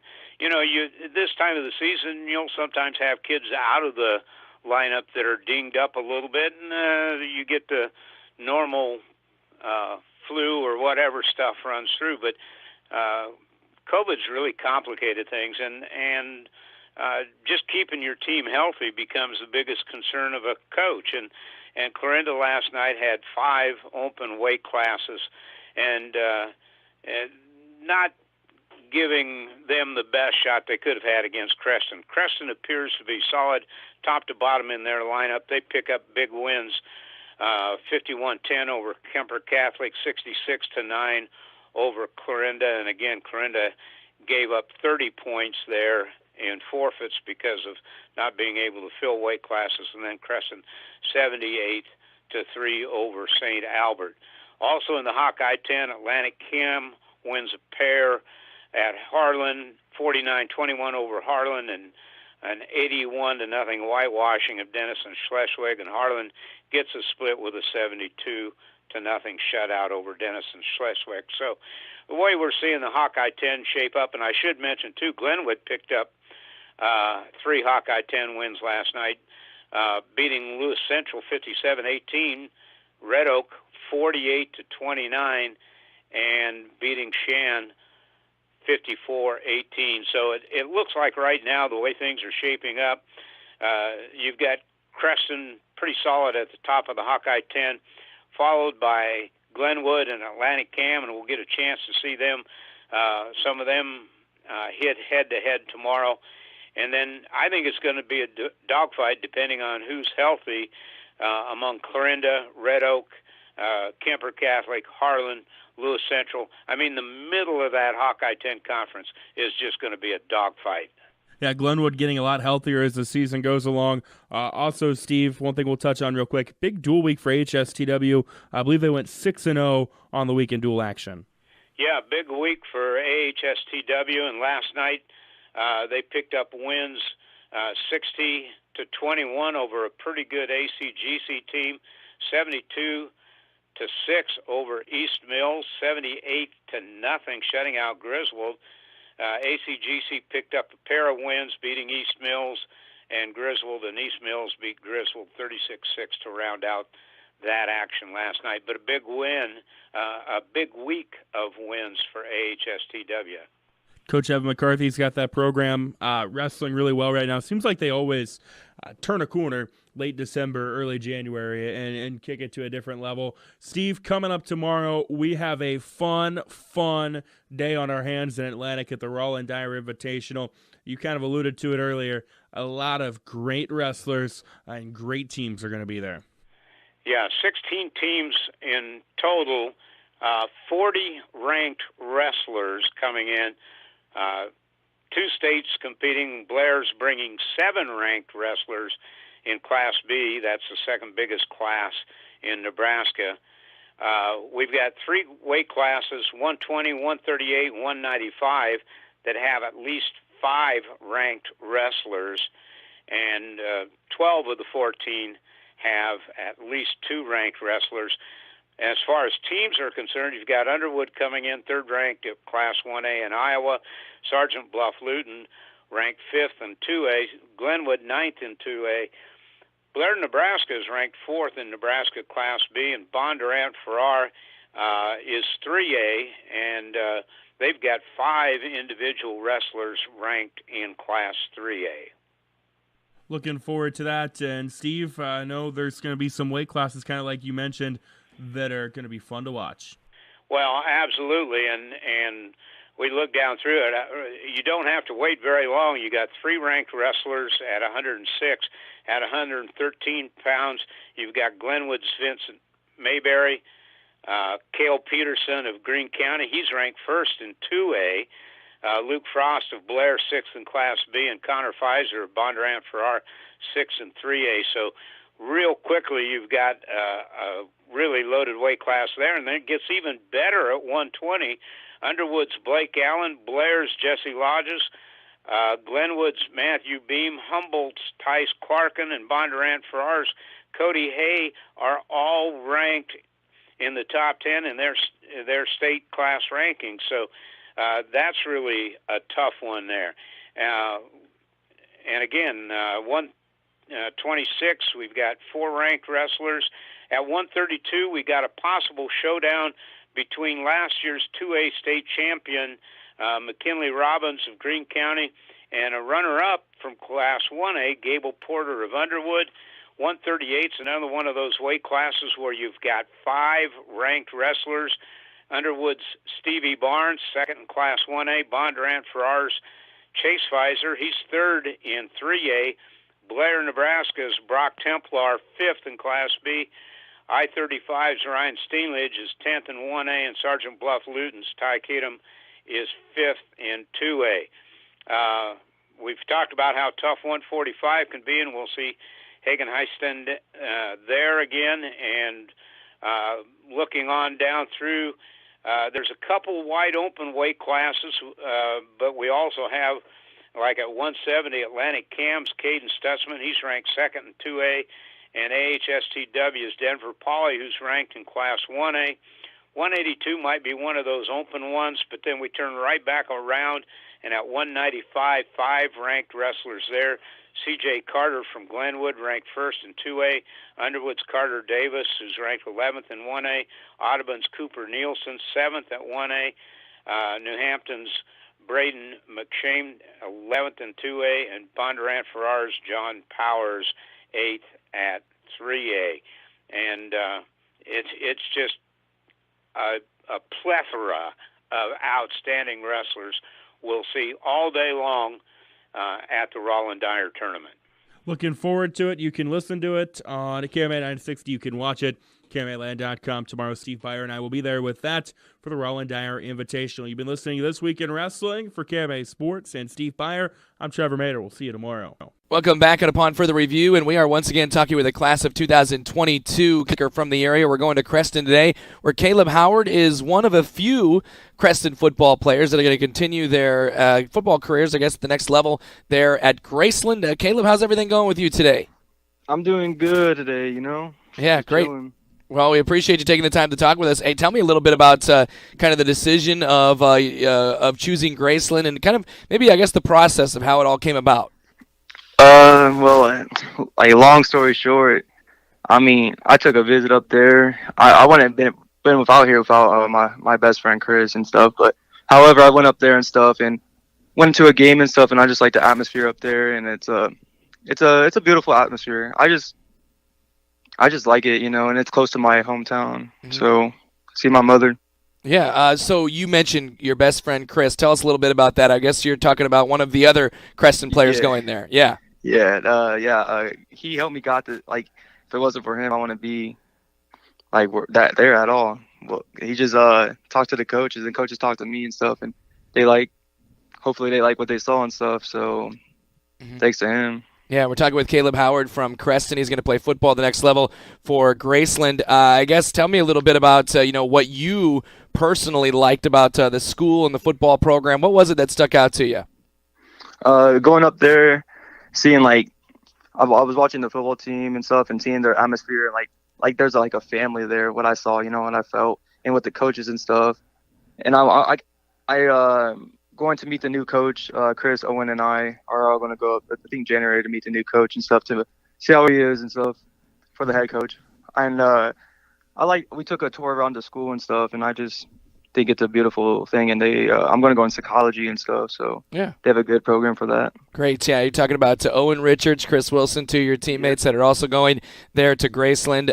For you, from your perspective, when did you start? Did you ever? I mean, what was the point where you started thinking about potentially taking football to the next level? When did you start to think about that? It's always been a dream, always a kid dream and stuff. So, I mean, starting from last year, I always dreamed, but I always had to work for it. And then I know this is my senior year of my last year and stuff. And I just worked. I just never stopped believing in myself. Like, I always believed and stuff. So, basically, I just never lost focus and stuff. But I just knew I can get somewhere, but I didn't know what. So it would take a chance on me, Yeah. And Grayson was at school. Oh, that's great. Again, Caleb Howard from Creston. He's going to play football at Graceland there at the next level. Caleb, tell me about your opinion on kind of how things went for you your senior year. Numbers were pretty good in terms of receiving. One of the top receivers on your team, and then also maybe where you think you will continue to work at to try to get yourself ready for that next level.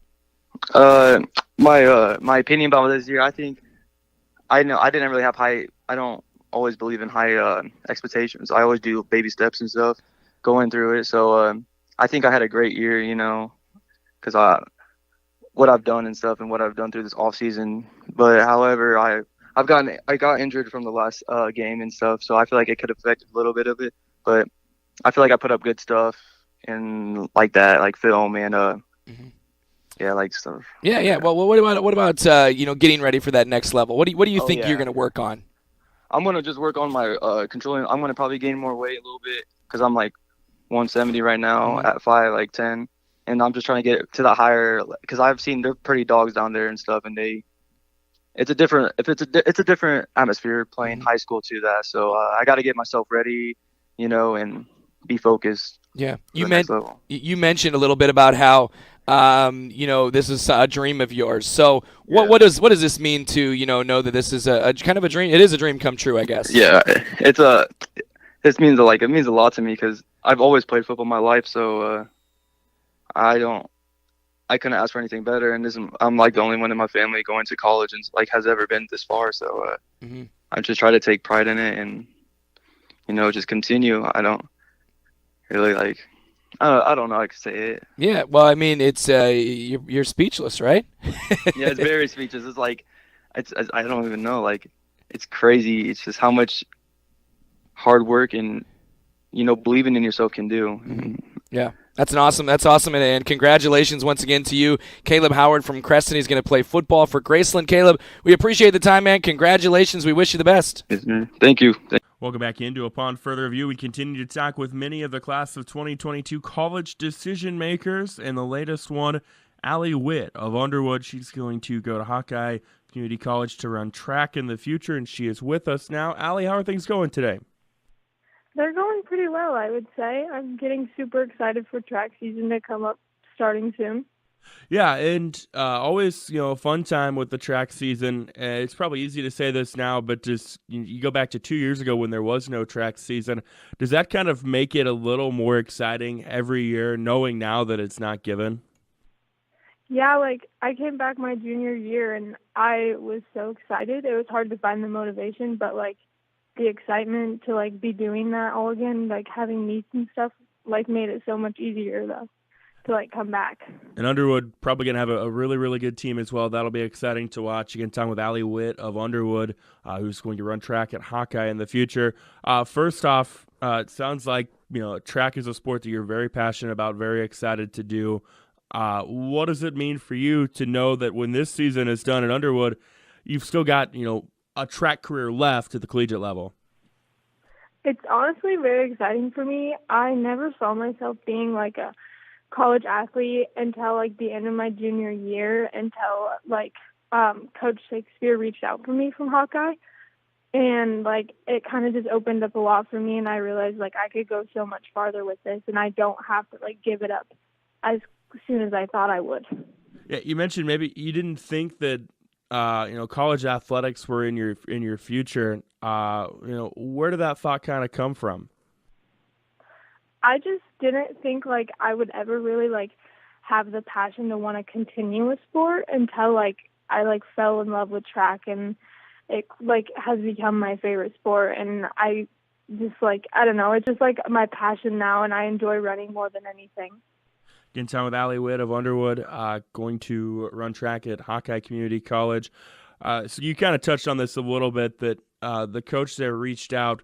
Dive more into how that happened. Welcome back into Sidney now for the boys match. Apologies for the slight delay. Getting ahead in this one. East Mills has jumped out to a 5-0 lead over Sidney. Now visiting the line is Mason Krause. Krause's first attempt in. Ready for his second attempt. Starts tonight for East Mills. Davis, McGrew, Krause. Braden West is. Krause knocks in his second.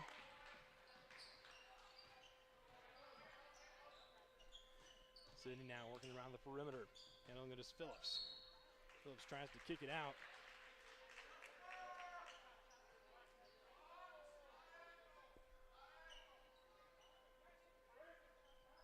That'll be an inbound from the baseline for Sidney. As they try to cut into the 7-point deficit at the moment.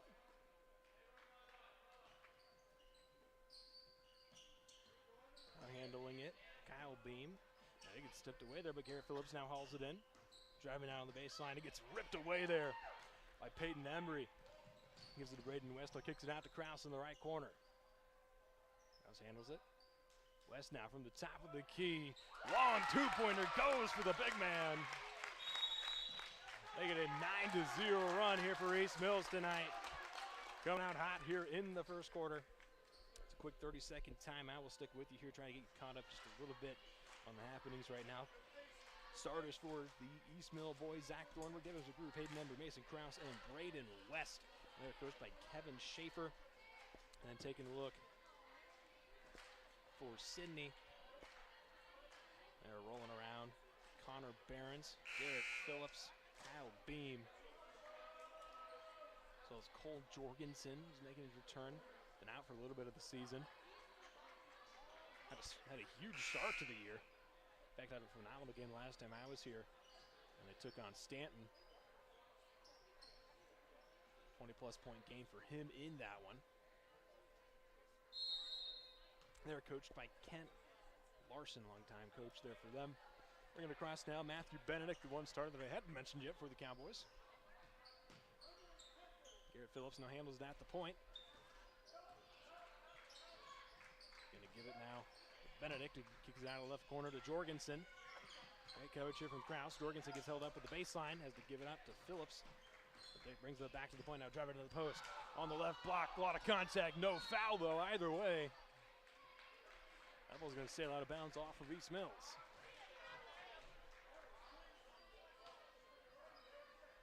Going into this one, Sidney 6-0 on the year. They give it to Phillips now, drives into the paint, loses the handle of the ball. They're going to say it. Tipped off of a East Mills defender, though, had quite a few around him. He was driving into the paint.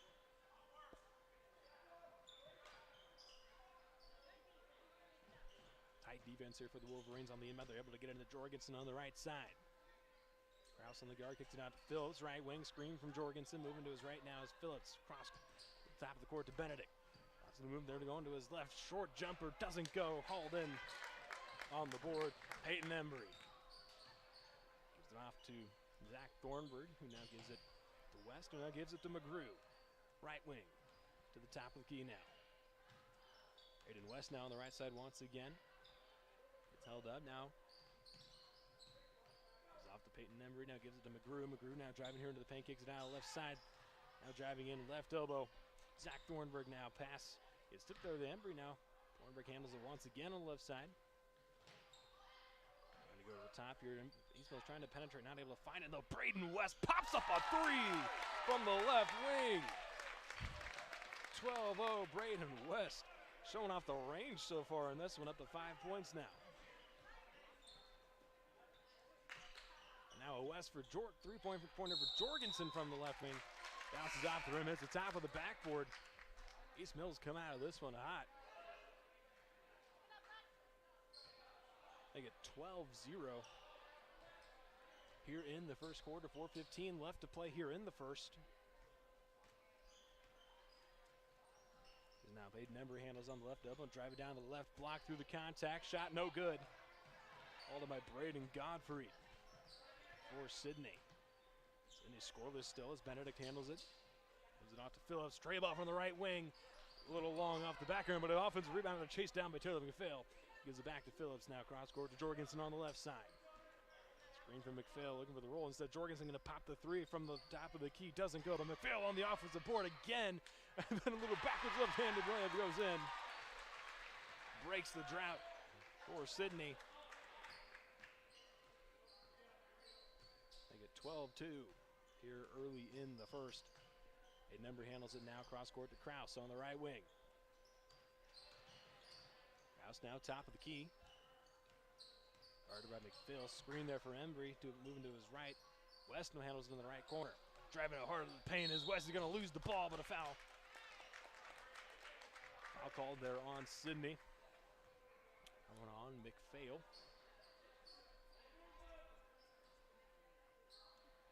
Both teams coming into this one pretty hot. East Mills 8-3 on the year. One of a loss earlier this week. Auburn 44-27. Krause handles it now on the right side. He drives in the paint through a few Sidney defenders. Nice move there, and one for Krause. They get 14-2. Now we'll have a substitution here for Sidney. Benedict checks out, and comes Grant Whitehead for the Cowboys.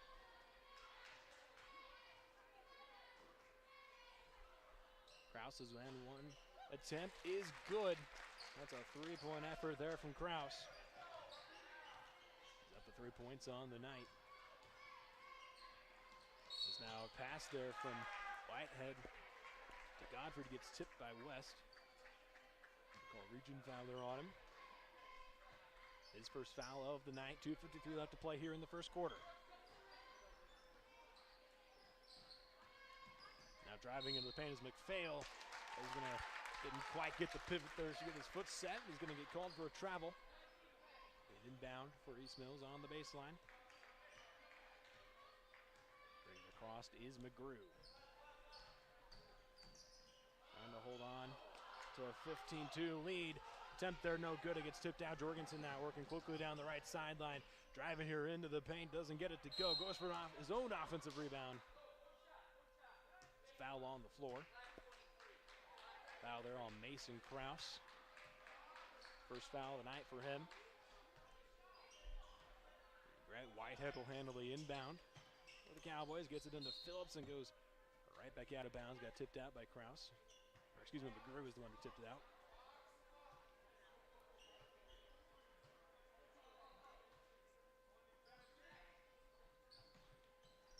Down here from Whitehead once again has to float this one all the way out to nearly half court to Flynn McPhail, who gives it off to Whitehead at the point. Gives it off to Godfrey now, driving down to the right block, puts up the jumper, goes. Another 2 points for Sidney. Closing the gap slightly. 15-4, 2:10 left to play. McGrew now handles it, gives it off to Thornburg. Thornburg now pulls up, jumper mid-range, goes. They get 17-14. Now East Mills, Thornburg making plays here now with the steal on the way back.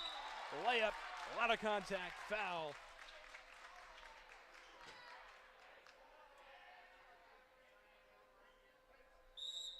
As now Thornburg will pay a visit to the line.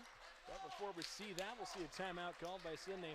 It's full timeout. The team players take a break. We'll take a quick break. Sidney up 17-14 over East Mills, 151 to play here on KMAM 960 Shenandoah. Well, it's time now for This Week in Wrestling, the first This Week in Wrestling of 2022. Trevor. At the ARC Group, take a disciplined approach to marketing. We understand that education and experience must be at the forefront of your decision-making process, and we also understand that all farms manage risk differently. This is Tim McGann with the ARC Group. I would like to meet with you, learn about your operation, understand your short and long-term goals, and then together we form a plan to maximize profitability on your farm. Call me at 712-370-3497 or visit us at agrisconsulting.net. Out. East Mills up 17-14, or 17-4, excuse me, over the Sidney Cowboys. As Thornburg gets ready for a couple of free throws attempts. First one is up. That one rattles around and out. Thought about going in, but then ball had other ideas. Thornburg tries to extend East Mills' 13-point lead at the moment. Second attempt is up. That one. Good.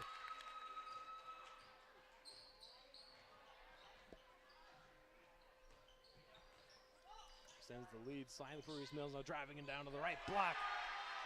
Braden Godfrey. Another 2 points for him.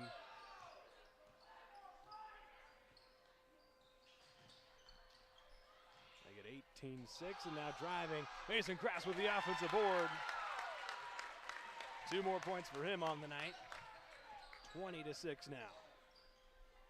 Now Garrett Phillips drives into the paint, responds for Sidney. Now Zach Thornburg is slowed down a little bit here for East Mills. Screen from West, moving to the right corner. Now Thornburg driving into the paint, gets held up there, tries to feed it there. Delane Nissen has to kick it out and just barely able to save it from out going out of bounds with Jackson Ember because it was straight to the Cowboys. Now Garrett Phillips, tray ball, left corner long, rebounded there by Zach Thornburg. Kraus now on the left side, guarded by McPhail. Screen there from Maston now. Long 2-pointer there from Kraus, doesn't go. And it's rebounded there by Braden Godfrey. Now handling Whitehead on the right side at the point now. Jackson Embry on the guard. Give it to Godfrey. Gets it out now. Long 3-pointer there from Whitehead. Rattles in and out. Forward there by Braden West. Braden West now. Nice little move there now. Tray ball from the left wing for Kraus. Sky ball. That one goes. Mason Kraus lighting it up here early. 4 seconds left here in the first as Whitehead brings it across. Tries to pop. Oh boy. Tried to pop up the field. They're going to say it was on the floor or not. We'll see. Yeah. Interesting call here. Coach Schaefer for East Mills trying to make his case here. That was on the floor. A little bit of discussion from the refs. Didn't really look like he had a shot attempt potentially. A little communication between the refs and Schaefer. Let's see what it is here. A lot of refs having to. Schaefer really trying to plead his case or talking to a couple of refs. They're trying to say otherwise. Looks like they're. Let's see what the official call is here. The smile share between the 3 of them. Now we'll see what the official call is here. It was kind of close. From this angle, potential looked like he was on the floor. They're going to go baseline actually inbound. And now Ken Morrison giving the refs a good talking to. A lot of heated debate here early in this one. A bit of a questionable call. I see a substitution coming up for East Mills. Shouting back and forth right now. We'll see an inbound reverse substitution. The Wolverines, Braden West checks out. Peyton Embry comes into the game. Kind of unhappy. Excuse me, there'll be an inbound from the sideline. Jorgensen left corner tries to put up the tray ball before the buzzer. Makes the shot, but it doesn't count. As East Mills will head into the second quarter with a 23-8 lead over Sidney. You're listening to KMAM 960 Channel. Second quarter of action coming up after this. At the ARC Group, we take a disciplined approach to marketing. We understand that education and experience must be at the forefront of your decision-making process, and we also understand that all farms manage risk differently. This is Tim McGann with the ARC Group. I would like to meet with you, learn about your operation, understand your short and long-term goals, and then together we form a plan to maximize profitability on your farm. Call me at 712-370-3497 or visit us at agrisconsulting.net.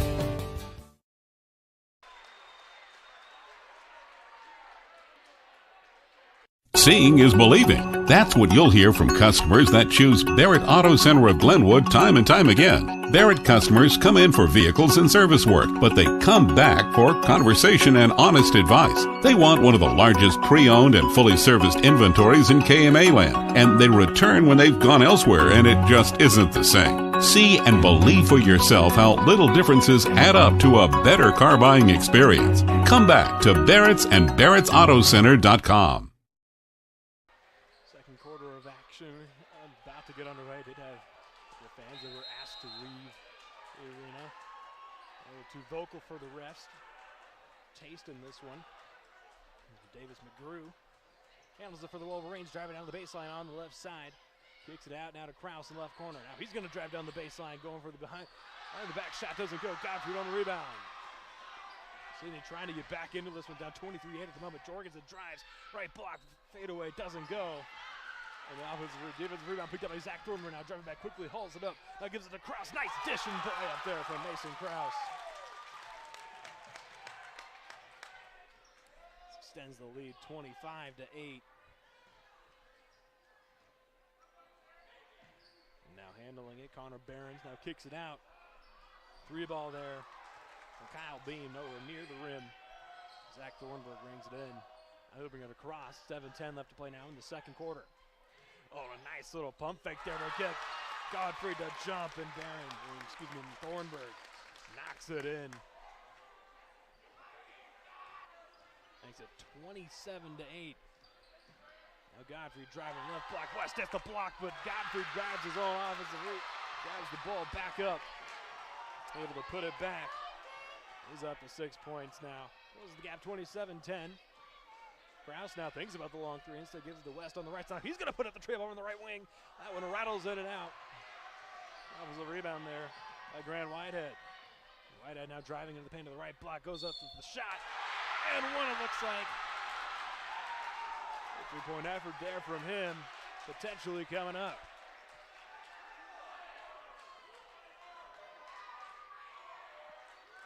Those are his first 2 points of the night, looking to make it three. With the and one.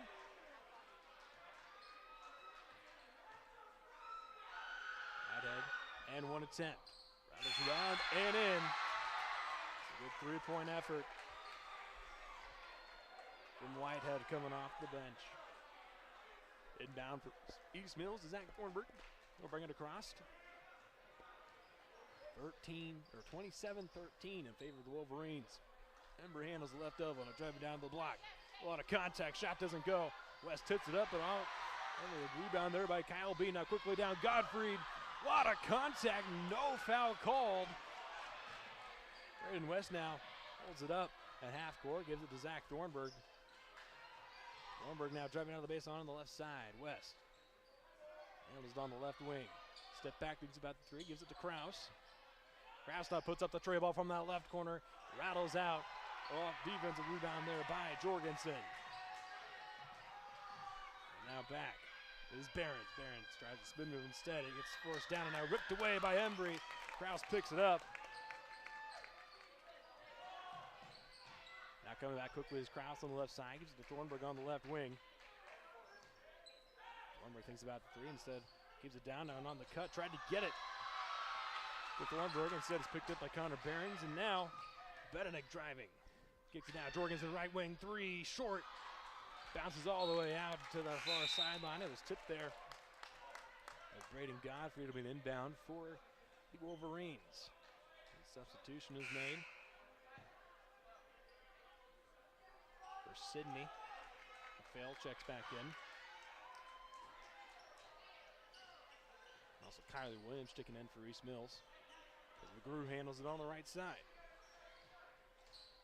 Further into that right corner now. Now driving down the baseline towards the basket. Cuts back inside. Nice move there from McGrew. Makes it 13-29. Quickly working back now is Phillips. Kicks it to the right side to McPhail. There's going to be an off-ball foul there, it looks like, on Braden West. West pleading his case. He was grabbed. That's going to be a foul on West. Only on a 29-13 lead. Another substitution. Nick Peters checking in. Big man for Sidney.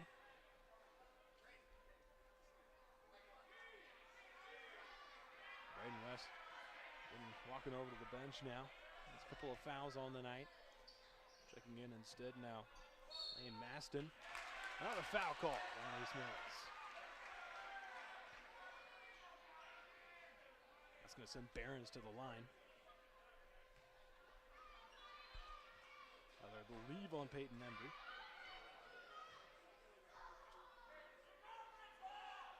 Excuse me, that one's on McGrew. Behrens' first attempt. Rings in and out. Keeps it 29-13. Sidney trying to get back into this one. And the second one from Behrens goes.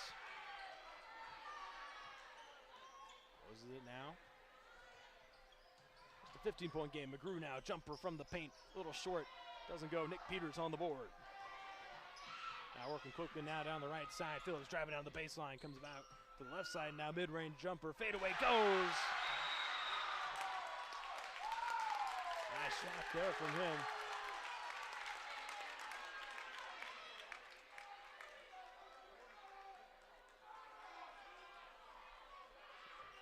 Left to play there in the second quarter. 29-16 ball game. In favor of East Mills. Getting ready to check back in Zach Thornburg for the Wolverines. Does. He replaces Kyler Williams.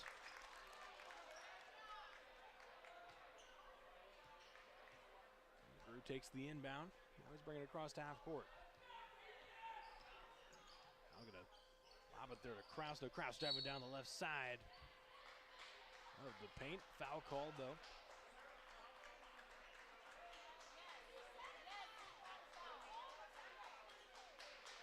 That's going to be an inbound from the baseline here for East Mills.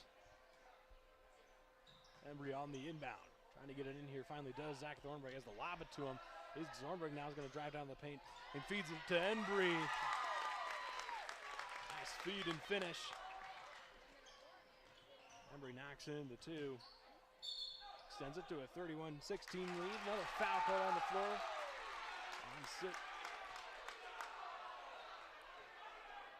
Unsure what the call there was, but it results in an inbound for East Mills. As McGrew now brings it across. He gives it to Embry at the free throw line. Now left side. Maston has it. Drives down to the baseline. Long range jumper doesn't go. Garrett Phillips hauls in the board. They'll bring it across down now the right side. Now coming across to his left. Gives it off to Benedict. Benedict feeds it down low to Behrens. Behrens tries to turn. Gives it to Peters. Peters puts it up. Goes. First points of the night for him. Closes the gap. Again, just slightly. Still down 13, though. With 3:30 left to play here in the first half. Thornburg has it. Is up to Kraus. Guarded tightly by McPhail now. Screen from Embry moving to his left. Still tightly guarded by McPhail. To give it to Embry. He ends it on the left wing. Now to Thornburg on the right. Now Thornburg's going to drive into the paint. Kicks it out. Maston long two-pointer. That one goes. Maston's first points of the night coming off the bench. Benedict driving in. Kicks it out to Behrens at the top of the key. Now Behrens going to drive down the paint. Spin it back to his left. Puts it up. Gets the contact. Then the foul shot doesn't go, though. It's a 33-18 ball game. As Behrens pays another visit to the line. Behrens just a 47% free throw shooter on the season so far. Started 5 of the 6 games for the Cowboys. First free throw no good. So Kyler Williams check back in for the Wolverines. They'll come in for McGrew. Behrens readies for his second free throw attempt. Only 8 for 17 on the year. Second one up and good. Makes it 33-19. in favor of the East Mills Wolverines, and Barons will now check out of the game. It's Thornburg. Bring it across for the Wolverines. Slowly here, now under 3 minutes left to play.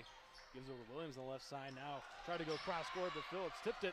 But now Thornburg regathers and now driving to the paint over the defenders. That one gets blocked by Barons, but it's picked up there by Embry. Embry on the putback, doesn't go.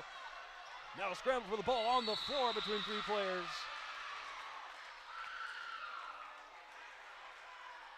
Call a jump ball on that one. That's going to be in favor of Sidney. McPhail will inbound it for the Cowboys from the baseline. 2:34 left to play now here in the first half. We'll give it to Benedict to bring across. Be guarded by Thornburg. Gives it to Barron's left elbow.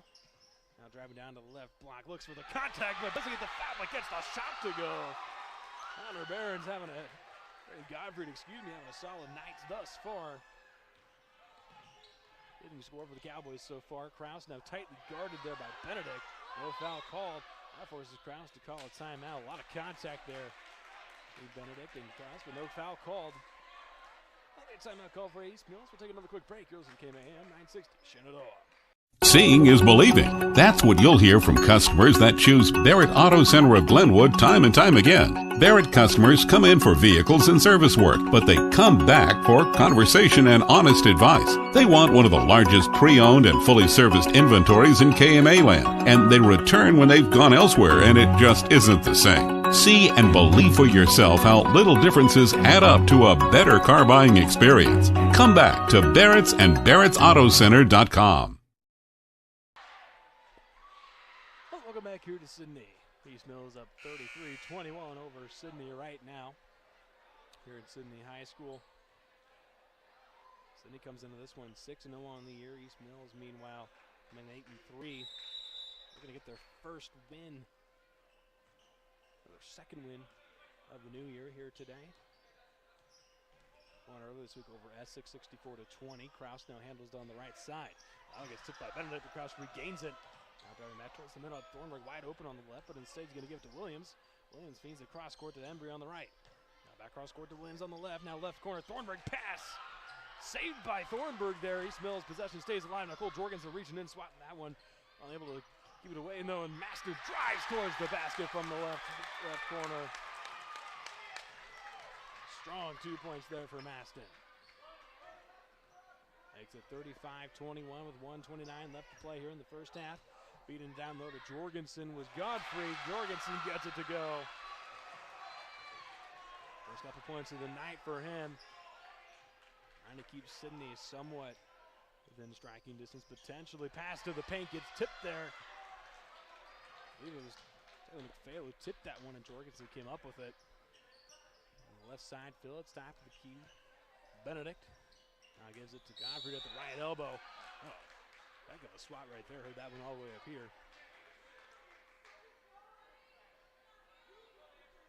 Foul there on the Lane Maston. And Sidney is in the bonus at the moment. As Godfrey will have a chance for a 1-on-1 from the stripe. Godfrey. Sidney only shooting 55% from the line as a team. Godfrey 41% himself. First attempt of the 1-on-1, rings in and out. Rebounded there by Peyton Embry. Zach Thornburg to bring it across. Guarded by Jorgensen tightly now is to give it to Kyle Williams on the left side, guarded by Phillips. Now free throw line, Peyton Embry. Embry tried to drive, now kicks it out of Kyle Williams, who drives down the baseline, mid-range jumper long. Nothing goes, but Lane Maston able to chase it down in the right corner. It's shoved. I believe it'll be on Jorgensen for the Cowboys. Or excuse me, actually that one's a Taylor McPhail. Two of the Cowboys over there trying to chase that down. Taylor McPhail will come out. Grant Whitehead checks in. Gonna be an inbound from the left side of the basket for the Wolverines on their own baseline. Give it in to Zach Thornburg on the right side. Now cross court, Kyler Williams left side, guarded now by Phillips.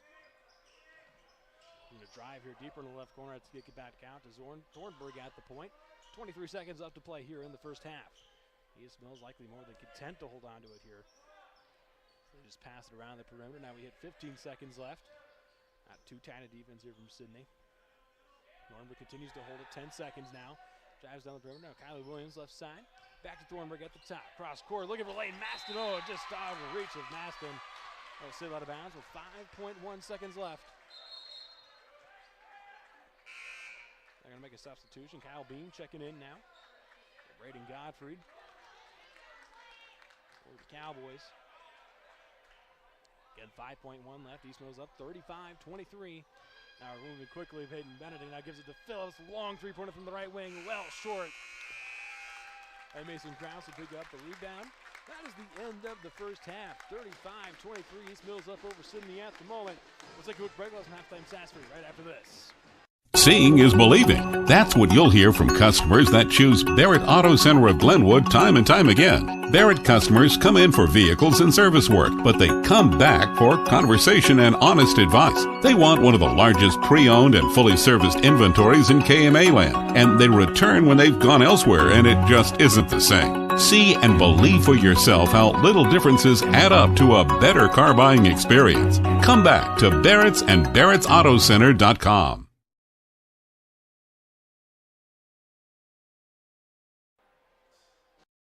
Bedrug offers more than just your prescriptions. They are now providing immunizations, including flu, pneumonia, and shingles vaccinations. Plus, they offer prescription synchronization for your convenience. Stop in and visit with pharmacist Mike Schweitzer for more information. See their expanded gift selection, too. Convenience, competitive prices, and people willing to help. Just a few reasons that Bedford Drug is the pharmacy with more for you. Get professional and experienced advice.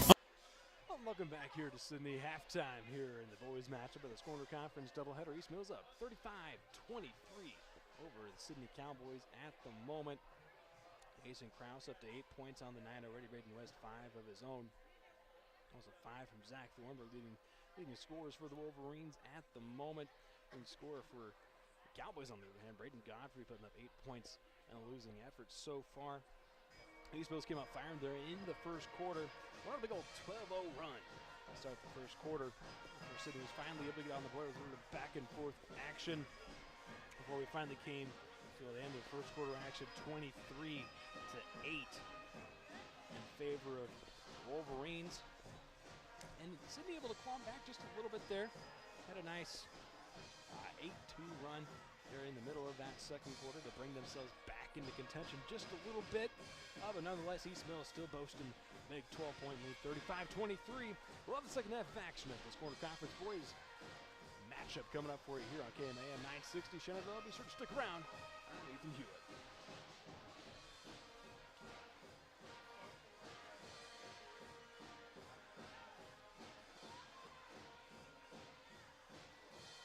Welcome back into Upon Further Review. We continue along talking with our class of 2022 KMA Land College decision makers. And the latest one is Allie Voss of Thomas Jefferson. She's going to play volleyball at Southwestern Community College in the future. And Allie, how are things going today? Things are going well. How are you? Good. Thanks for joining us. First off, again, you're going to play volleyball collegiately. What does that mean for you to have that opportunity? It's very important to me. Like, it just proves to me that every day of hard work pays off in the long run, and it's very exciting to get that other chance to be better than who I was today. Is this something that for a while you kind of thought was a possibility, being able to play collegiately? Well, through my high school career, around junior year is when I started to get into wanting to play collegiately. I never really thought that I was going to, but dreams can work. Can talk with Allie Voss. Thomas Jefferson going to play volleyball at Southwestern Community College. What was maybe kind of the turning point for you where the light clicked on and you realized that you did want to take the collegiate step? The summer of junior year, we were working really hard, and I just realized volleyball was a sport that I truly loved, and it was so fun and so intriguing to understand more about the game of volleyball, and that's when I really decided that I wanted to go for volleyball. Yeah, we'll dive a little bit deeper into the love and the passion you have for volleyball. What are some things that stand out to you? I think it's the working with the teammates, and you have to constantly be talking. I feel like I'm more of a team player than an individual. You can tell with Ali Voss of Thomas Jefferson, you're going to play volleyball at Southwestern Community College. I know you're a multi-sport athlete there at TJ. Was there ever a point or time in your career where you thought maybe it was a different sport that you were going to do collegiately, or was it always going to be volleyball? Yes. Originally, I thought I was going to be going for track and field to be a thrower. And what was it that kind of changed with that? It definitely had to be the environment I was in. I feel as though volleyball was more hyperactivity and track was more quiet and laid back. I love being around people. You end up getting a perfect opportunity at Southwestern Community College in Creston. Dive a little bit into how that opportunity came about. Where was the connection that ultimately led you there? So the connection that led me there was one day during the summer. I was talking to my head coach, Darian White, and I was telling him that I wanted to further my volleyball career, and he helped me set up college recruit forms and all that. And I ran by Southwestern Community College as I was looking for colleges nearby because I don't want to go too far away from home.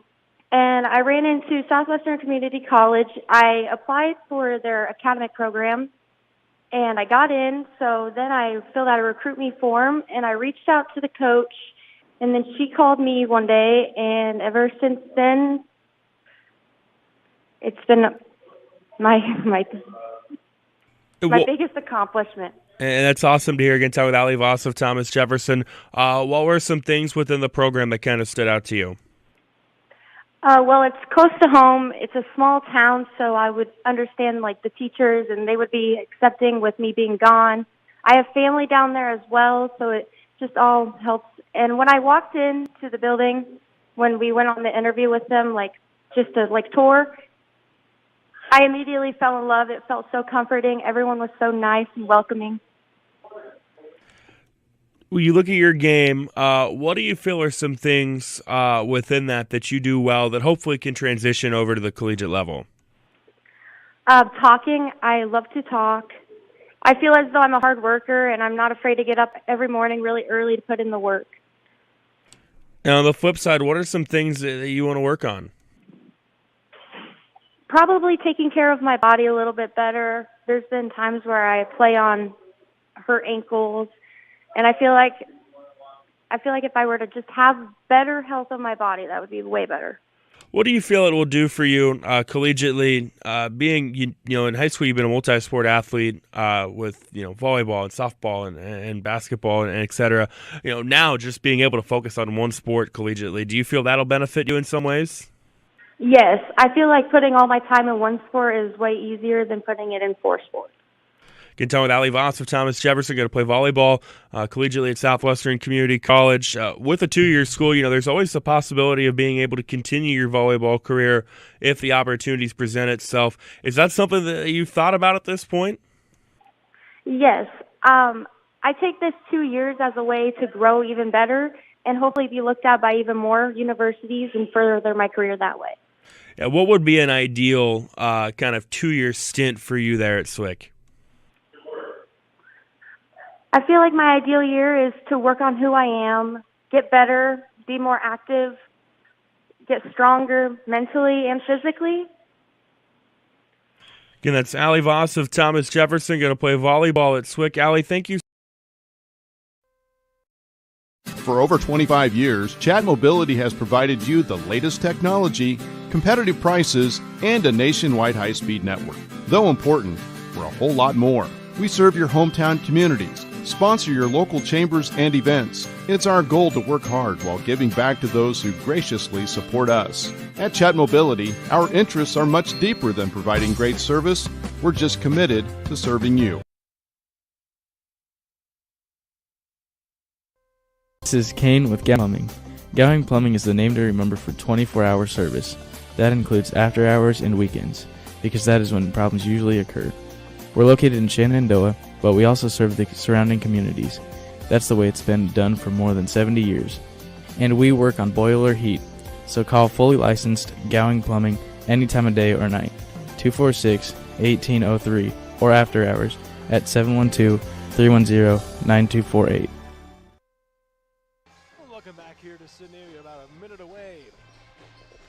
start of the second half of this boys matchup in this corner conference doubleheader as the Sidney Cowboys looking to come back here down 35-23 to East Mills as we get ready for the second half of action. Mason Krause, as we mentioned, leading the way for the Wolverines right now. 8 points for him. Davis McGrew not far behind with 7.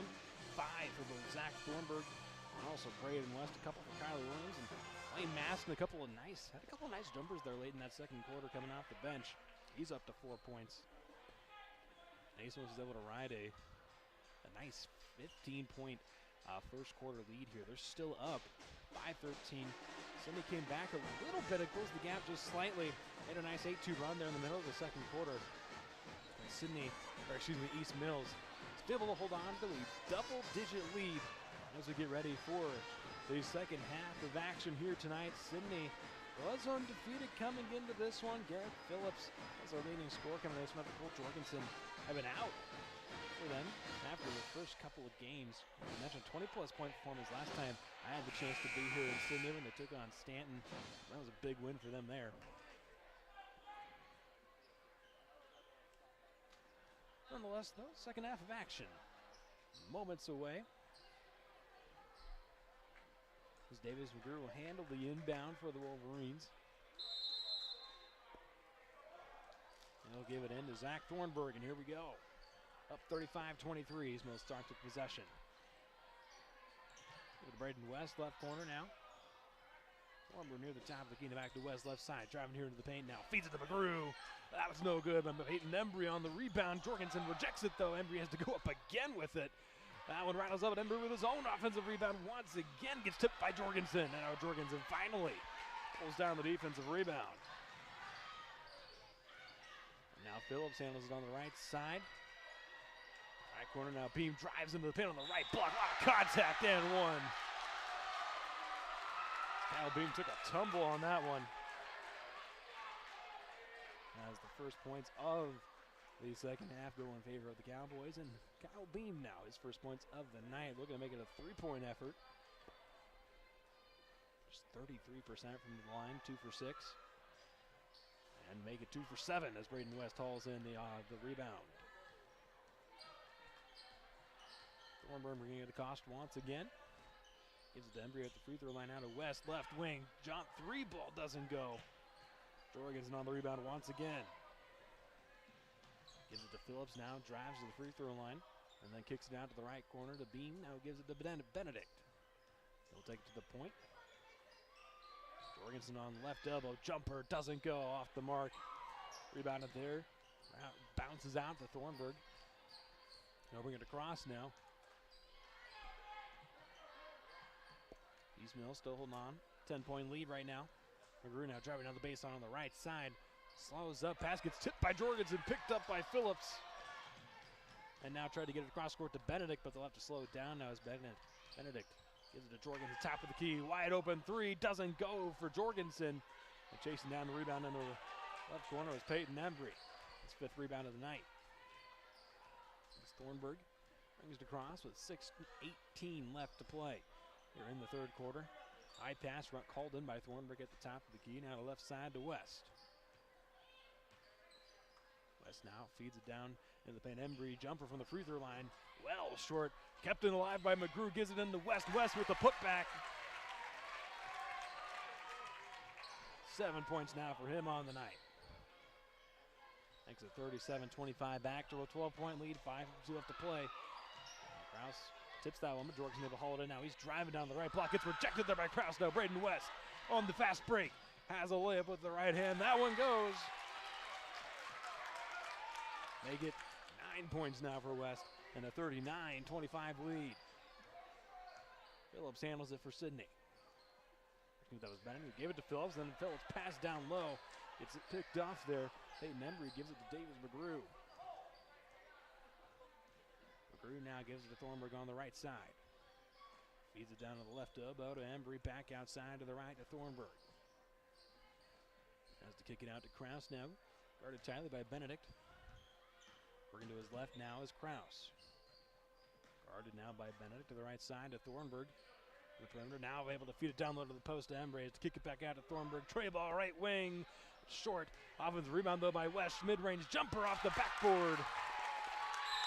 The bank was open there for Braden West, and it's a 6-0 run.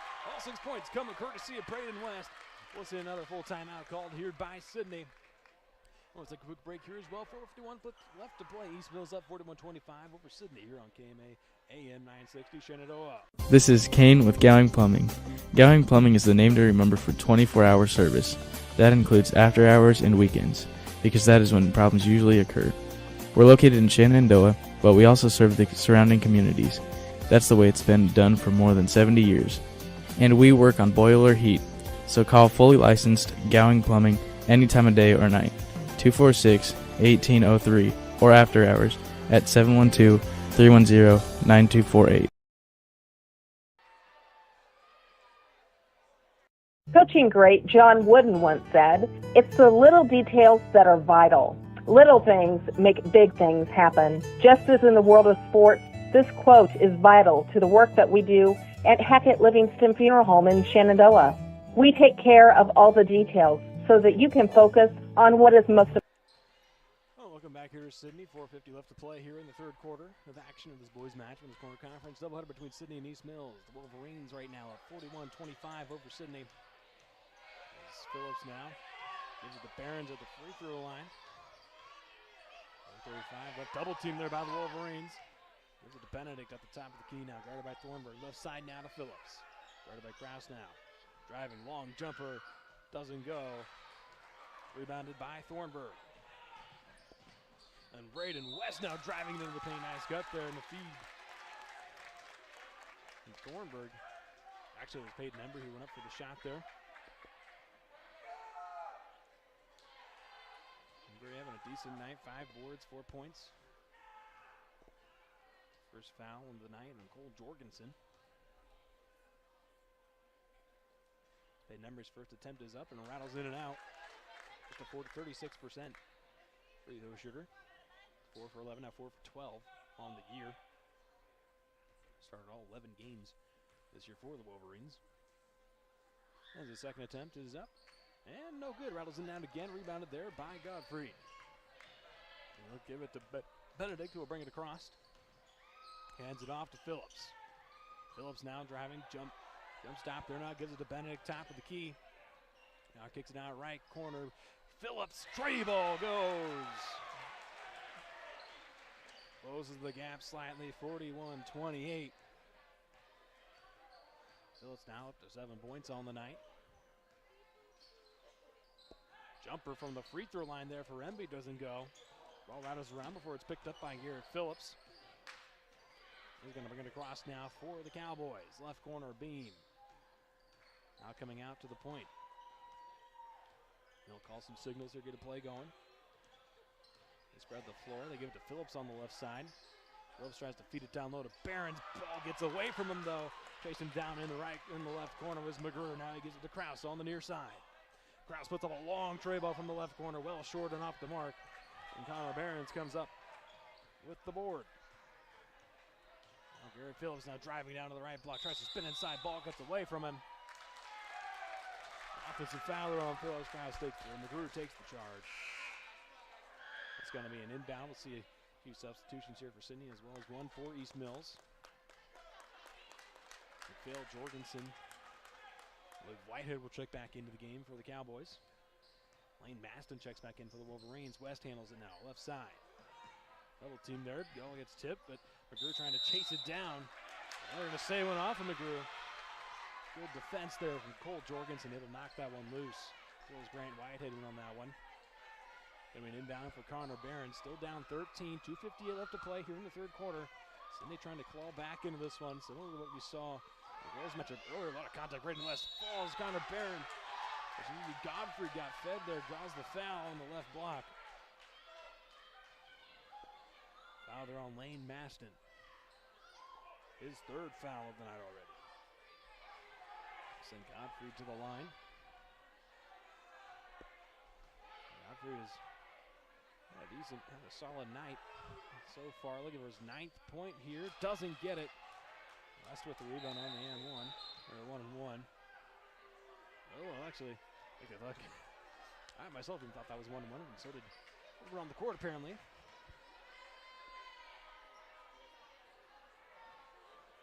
So that's just a regular 2 free throws here for Gottfried. First one no good. For the second one, and for his 9th point, that one rattles around and out. West, second time to charm on the rebound. Now he's driving quickly down here to the right side on the perimeter. Jorgensen, good defense though, able to get it to McGrew. At the point now. Feeds it to Mass, now kicks it out to the left side. Thornburg driving in.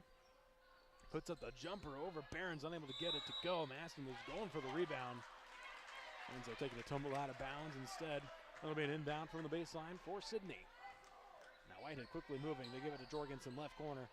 He drives now into the paint. Looking for some contact, looking for the foul. Instead of a foul, they're going to call a jump ball on that one. It will stay, though, with Sidney. Possession on Sidney's way right now. 2:23 left, down 41-28. Barron's, nice feed there. Able to draw the foul, doesn't get the shot to go. Barron's will pay another visit to the line. Still 41-28. Now their own Mason Krause is second. Barron gets ready for his first free throw attempt of this set. One is up, and it is good. First points we've seen there in a little bit for Sidney. Nick Peters will check in. Now for Braden Gottfried. Gottfried 8 points, 6 rebounds on the night. Barron's under fourth point, doesn't go though. The scramble for the ball before Mason Krause comes out with an out. Quickly down the near sideline. And we'll see a 30-second timeout here called by East Mills. As the players take a quick break, we'll take a quick break ourselves. Yours in KMAM 960, Shenandoah. Coaching great John Wooden once said, "It's the little details that are vital. Little things make big things happen." Just as in the world of sports, this quote is vital to the work that we do at Hackett Livingston Funeral Home in Shenandoah. We take care of all the details so that you can focus on what is most important, caring for your family and healing. Hackett Livingston Funeral Home, serving all of Southwest Iowa since 1951.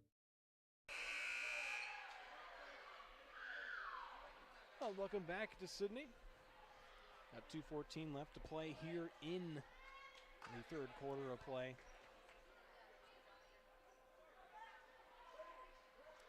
As East Mills will get an inbound here in front of their own bench.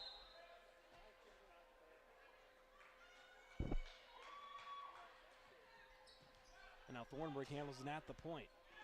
Guarded by Whitehead and Jorgensen here, able to kick it to the free throw now, kicking out left. Braden West now driving here into the paint. Tries to feed it there to Lane Maston, and Maston puts it up. I'll tell you, Lane Maston was not a solid night off the bench. 6 points for him.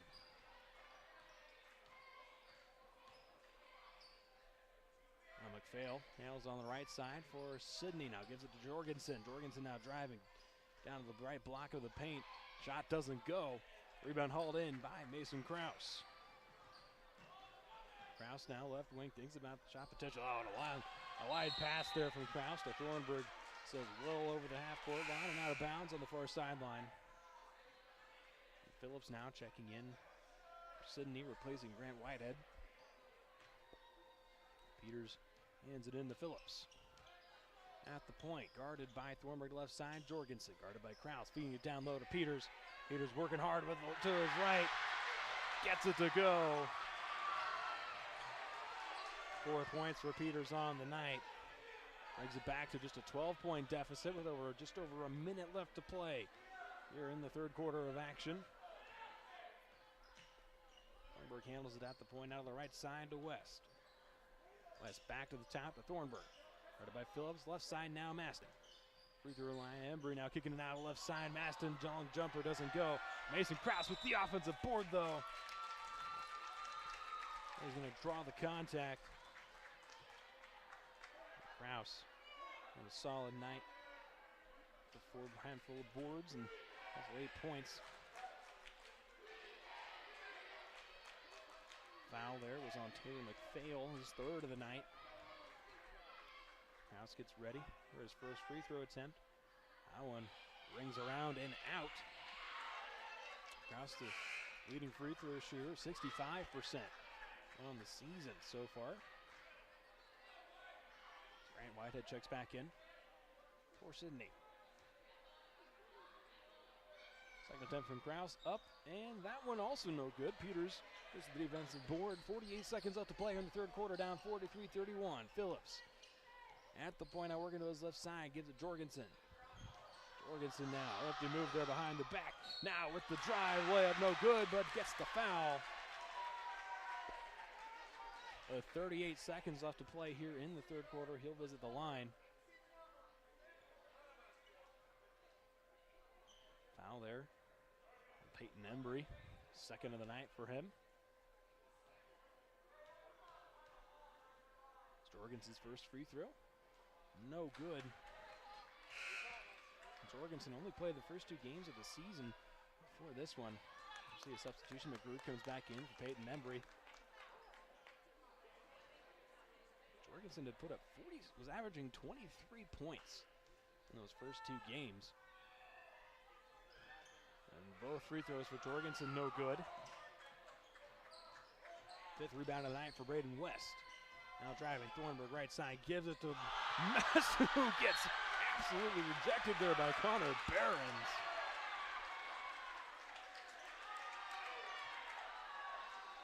Goes out of bounds. I mean, inbound from the baseline for East Mills near the left corner. Get it into McGrew. Now to Thornburg. Works it to his right, guarded by Phillips. Guarded now by McPhail and Phillips, double team there, but able to get to West on the right side. Now back to Thornburg. Takes a moment, just 12 seconds left to play here in the third. Likely just trying to let this run out here. McGrew now driving to the left corner down to the baseline.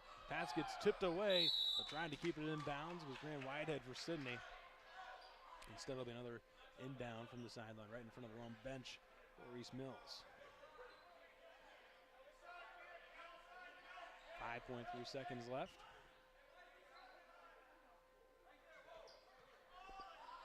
Change your hands it in. Lane Maston will be the one to inbound it. Gets it into Krause in the left corner. Now he's just going to drive here. Long jumper there, though. Got tipped by Jorgensen. One now. Drew seconds on the clock here. That is the end of the third quarter. East Mills up 43-31. We'll be back right after this fourth quarter of action on the other side here on KMA AM 960. Shenandoah. Coaching great John Wooden once said, "It's the little details that are vital. Little things make big things happen." Just as in the world of sports, this quote is vital to the work that we do at Hackett Livingston Funeral Home in Shenandoah. We take care of all the details so that you can focus on what is most important, caring for your family and healing. Hackett Livingston Funeral Home, serving all of Southwest Iowa since 1951.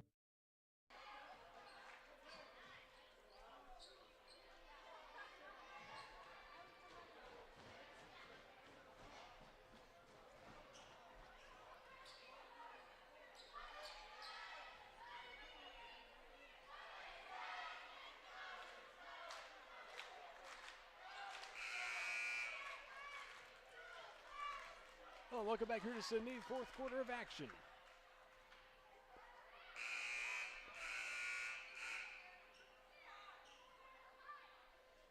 Well, the fourth quarter of action here in the boys matchup of this corner conference doubleheader. East Mills still up 43-31. It's actually going to start a little bit of flip the court here real quick. So it's going to be an inbound for Sidney instead of East Mills. Start the fourth. Nick Peters will be on the inbound for the Cowboys. Gets it in to Benedict. Gives to Phillips now on the right side. Jorgensen now handles at the point. Gives it to Godfrey at the left elbow. Drives now hard in the paint. Gets blocked by Braden West. Didn't quite catches the ball though. They're going to call a foul there on Braden West.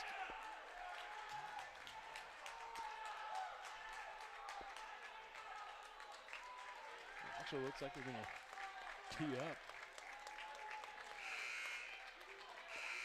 see where to tee up here exactly. So they're going to tee up Braden West.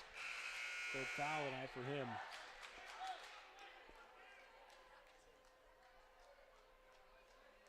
Godfrey will have a couple of uncontested three-pointers now. Some communication here between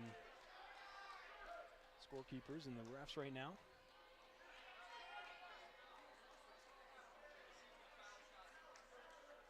See what happens here real quick. A little bit of communication between the refs. Just clarifying the. So we're Godfrey a couple of free throws here, and they'll give the ball to East Mills on the far sideline. First attempt from Godfrey, no good.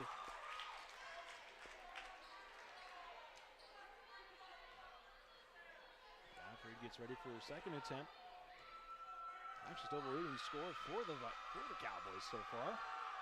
Second attempt for him, rattles in and out. East Mills now will get the ball.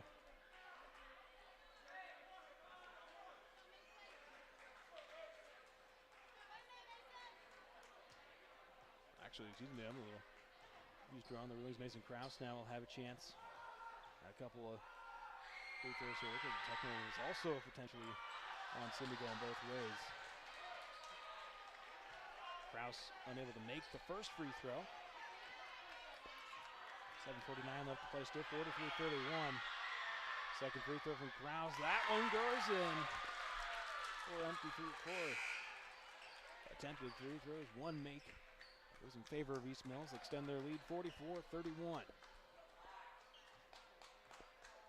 Krause now up to 9 points on the night. Looks like they also called the foul there on Braden Godfrey, who it was on. And the crew tried to feed that one down low to Peyton Embry, but it gets picked up by Cole Jorgensen. Now working back quickly. Now Braden West with his own steal. Using that length to his advantage. Gets that one away and gives it to Davis McGrew. They'll bring it across for the Wolverines. McGrew now working to his left side now. Hands it off to Mason Krause. Krause now driving down to the paint through multiple Cowboy defenders. They're going to call a reaching foul there on Cole Jorgensen. Excuse me, that one's on Nick Peters. Now on Peters, his first of the night. That'll send Krause back to the line. 1 for 2 on his most recent visit. And makes the first this time.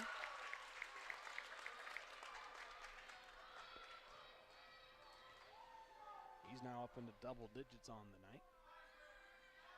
Looking for 11. No good. Braden West potentially with the offensive board. Now Mason Krause instead rips it away. And no foul that time. Peyton Embry on the putback.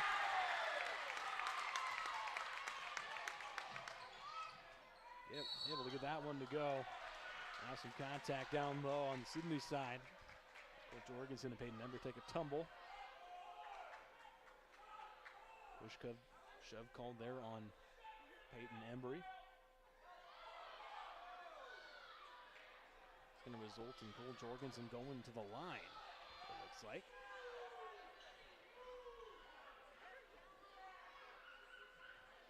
And Jorgensen on the season in those 2 games that he did play, 42% from the stripe. Nails that one.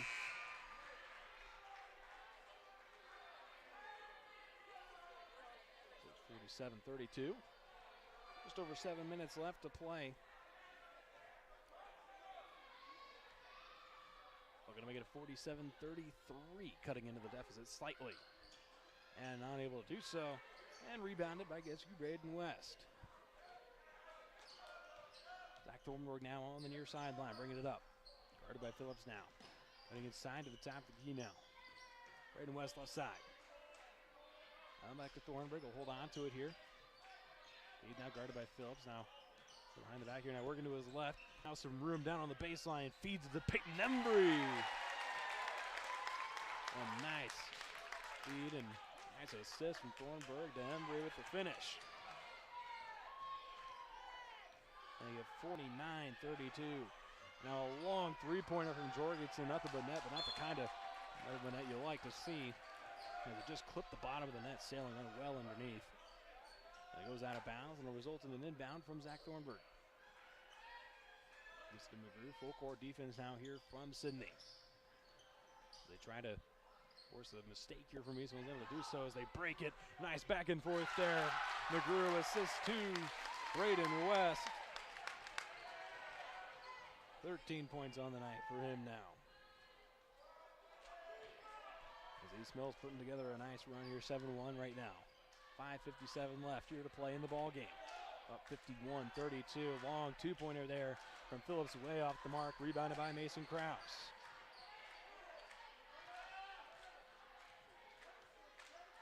Zach Thornburg now brings it up. He's going to quickly work now here into the paint. Has some room. Goes up with it. And like I said before he put it up, took a little bit of, sat himself and then took a jump and came back down to the floor. It's a travel on Thornburg. As Benedict takes the inbound for Sidney. He'll bring it across on the left side. Work it back towards the middle now to Phillips on the right, guarded by McGrew. Pass to Jorgensen near the top. Again, now driving to the paint down to the left block. Works for a few defenders. He's going to draw some contact, and he'll have another chance. He had a couple of free throws.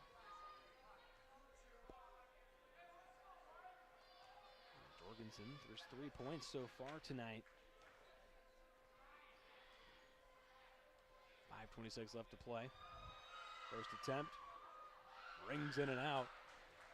Moves to 51-32 in favor of East Mills. East Mills looking to bounce back after a loss earlier this week. Actually, yesterday. Thornburg takes the inbound. Again, full court press here. They're able to trap Thornburg there. Sidney forces a turnover. And Phillips gets grabbed there by Zach Thornburg. Reached around there. Maybe Thornburg's second foul of the night. We'll send Phillips to the line. Phillips 7 points so far tonight. Also has 3 rebounds so far to his name. And his first attempt is up and good. Goes to the 1-and-1. Cuts it back 51-33.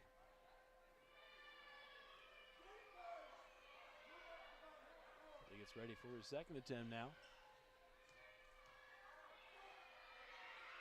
It is up, and it is good. Been able to capitalize on the turnover with a couple of points. Makes it 51-35 now, and a long pass there. Zach Thornburg sails over the hands of Peyton Embry. Another mistake forced by Sidney against East Mills. It'll be an inbound now. Front of the East Mills bench. For Sidney now, Benedict brings it across. Guarded by Thornburg, working to his left side. Hands off to Phillips now, who drives into the paint, kicks it out. Right wing, McPhail thinks about the three, instead drives in now, gives it out to Phillips, who puts up the three from the same spot. Rattles in and out. Mason Krause chases down the rebound on the left side. Oh, McGrew wasn't ready for the pass there, but it threw it to him anyways, and he's going to go ahead and carry that into the paint. Mid-range jumper doesn't go. West on the rebound. There was a foul there on the floor. That was a 16 foul for Sidney. And East Mills close to the bonus. It's coming in down from the baseline. 7th rebound for West on the night. Peyton Embry handles the inbound. Tries to get it into West and does. Gives it back to Zach Thornburg now at the point, guarded by Phillips. Thornburg now. Driving to his right. Had a screen there from Embry. Phillips playing tight coverage though. That one gonna get kicked. That pass there. Kicked by Cole Jorgensen well up into the air and into the fans. Gonna be an inbound for East Mills on the far sideline now. 4:31 left to play in the ball game. East Mills holding on to a 51-35 lead. Thornburg continues to hold now, hands it off to Mason Krause. Krause court to Thornburg. Thornburg still guarded by Phillips, and a bit of a reach there from Phillips. That will put East Mills now into the bonus. Zach Thornburg will have a chance to add to his point total on the night.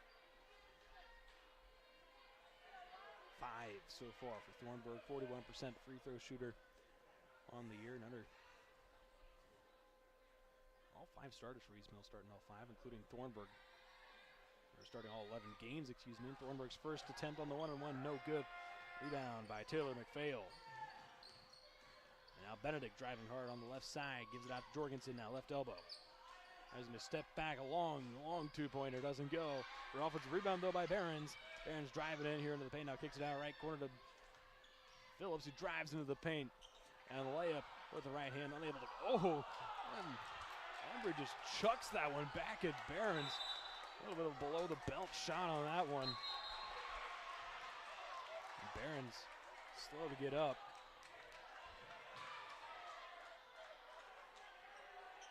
Behrens really feeling that one.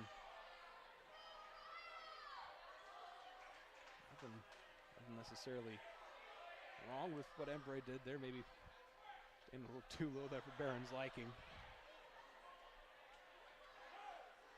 It's going to be an inbound. Looks like from the baseline we'll see a substitution for Sidney. An inbound for the baseline for Reese Mills.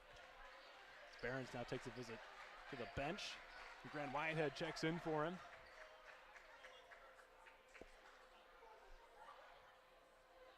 .352 left to play, still at 51-35. The Wolverines inbound, Peyton Embry handles it. Still full court press here from Sidney. Krause handles it now. Working back to his left now, finally gets across half court. Still double teamed here, gets it to Thornburg. Who has his room now. Holds up the top of the key though and gives it back to Krause. And then there's another foul call against Taylor McPhail. Now he's getting into a little bit of foul trouble now. His fourth of the night. That's going to send Mason Krause back to the line again. Leading free throw shooter, certainly not the guy you want to be sending to the free throw line if you're Sidney at this point. As they're now back in the bonus. Both teams 18 fouls so far. Krause's first attempt of the 1-on-1, good.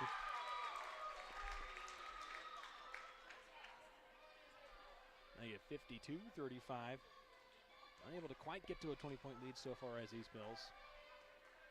It's really been teasing it the whole game though as Mason Krause. Second of the 1-on-1, no good. Now Phil is quickly here to Whitehead, right corner, right wing. Tray ball long off the backboard, no good. Now scramble on the floor here. It's going to be a jump ball call between Thornburg and Phillips, and it's going to stay with Sidney. 3:28 left to play now. In the ball game, East Mills holding on here. A 17-point lead. Now McPhail handles the left elbow. Trying to drive it in Painter, kicks it out to Benedict on the right side. Now he's kick it out to the left side to Whitehead. Whitehead now driving into the paint. Spin move to his left. No good on the layup. Now chased out of bounds. Thornburg tried to save it, couldn't. And down from the left side of the basket, or excuse me, the right side of the basket now for Sidney. Whitehead on the inbound. As the sail this one in here to Benedict, who picks it up at around half court. And Phillips now handles on the left side, drives in mid-range jumper, short.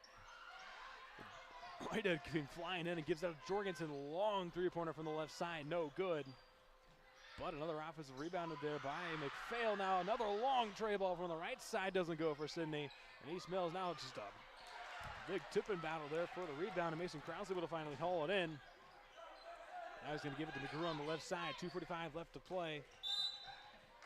Back to Thornburg handled it there. Foul there on Cole Jorgensen.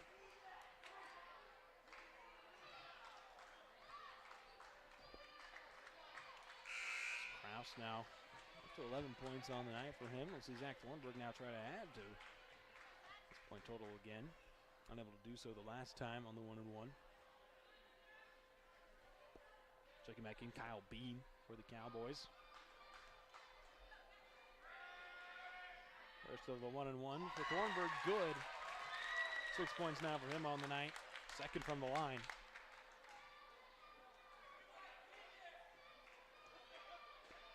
Make it 53-35.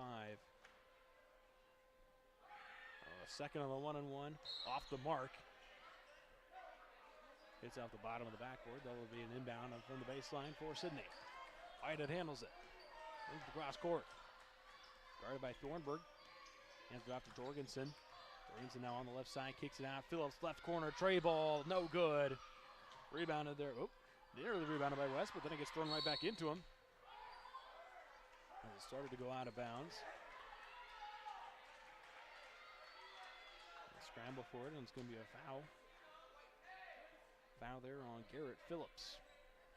He's going to send Braden West to the line. Phillips up to 4 fouls on the night already. A couple of Cowboys nearing foul trouble. McPhail and Phillips over the 4 on the night. Now East Mills in the double bonus. First free throw for West. Rattles around and hits the hardwood. No good. Nonetheless, still up 18 at the moment. 2:27 left to play. Second free throw from West. On the net that time. Give him 14 points on the night. Jorgensen now right wing. There's a screen there from McPhail. Jorgensen drives into the paint, has some room, gets the left-hand layup to go. 53-37. Over the Wolverines, just over 2 minutes left to play in the ballgame. Still full court press here from Sidney. As Thornburg powers through it. Well, then he's going to get fouled there. Another reach by Kyle Beam. As the Wolverines are about to bring it across half court. Time gets stopped with just over 2 minutes left to play. Kyle Beam's first foul of the night. Thornburg one for 2. His last visit to the line this time. Misses the first one.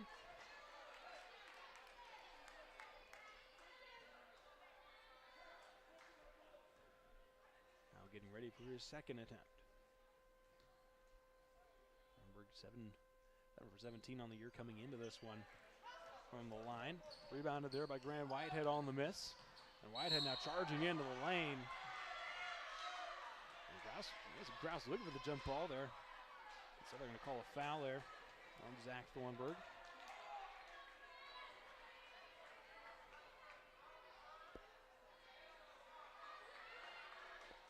And now Whitehead visits the line for a 1-and-1. And the first of the 1-and-1 is good. You have 54-38, 1:58 left to play here in the ball game. East Mills holding on to a 15-point lead now as Whitehead knocks in both of the free throws. He's up to 5 points tonight. 3 of them now coming from the line. Krause now driving down to the baseline on the left side. Gives it to Peyton Embry with a little bit of a pump fake. Gets a Cowboy to jump. The second one is right there to keep him on the floor. It's a scramble for the ball and a foul called on Kyle Beam. His second now. Peyton Embry visits the line. 8 points on the night for him. We're going to extend that. There's 36% from the line this year. Nails the first. I get 55-38. As East Mills clears the lines now.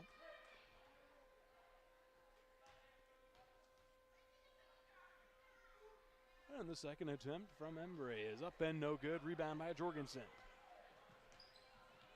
Working back quickly now is Jorgensen. Right wing now driving down to the paint. Kicks it out right corner. Beam, Trey.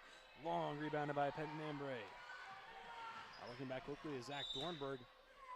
Targeting the fails more or less. He's going to kind of run into him there. A lot of contact. And a foul. And Zach Thornburg will visit the line once again.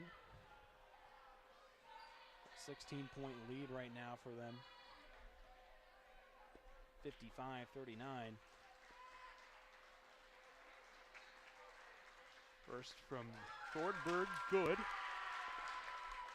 And it's actually Taylor McPhail's final and 5th foul of the night. Matthew Benedict checked back in for him.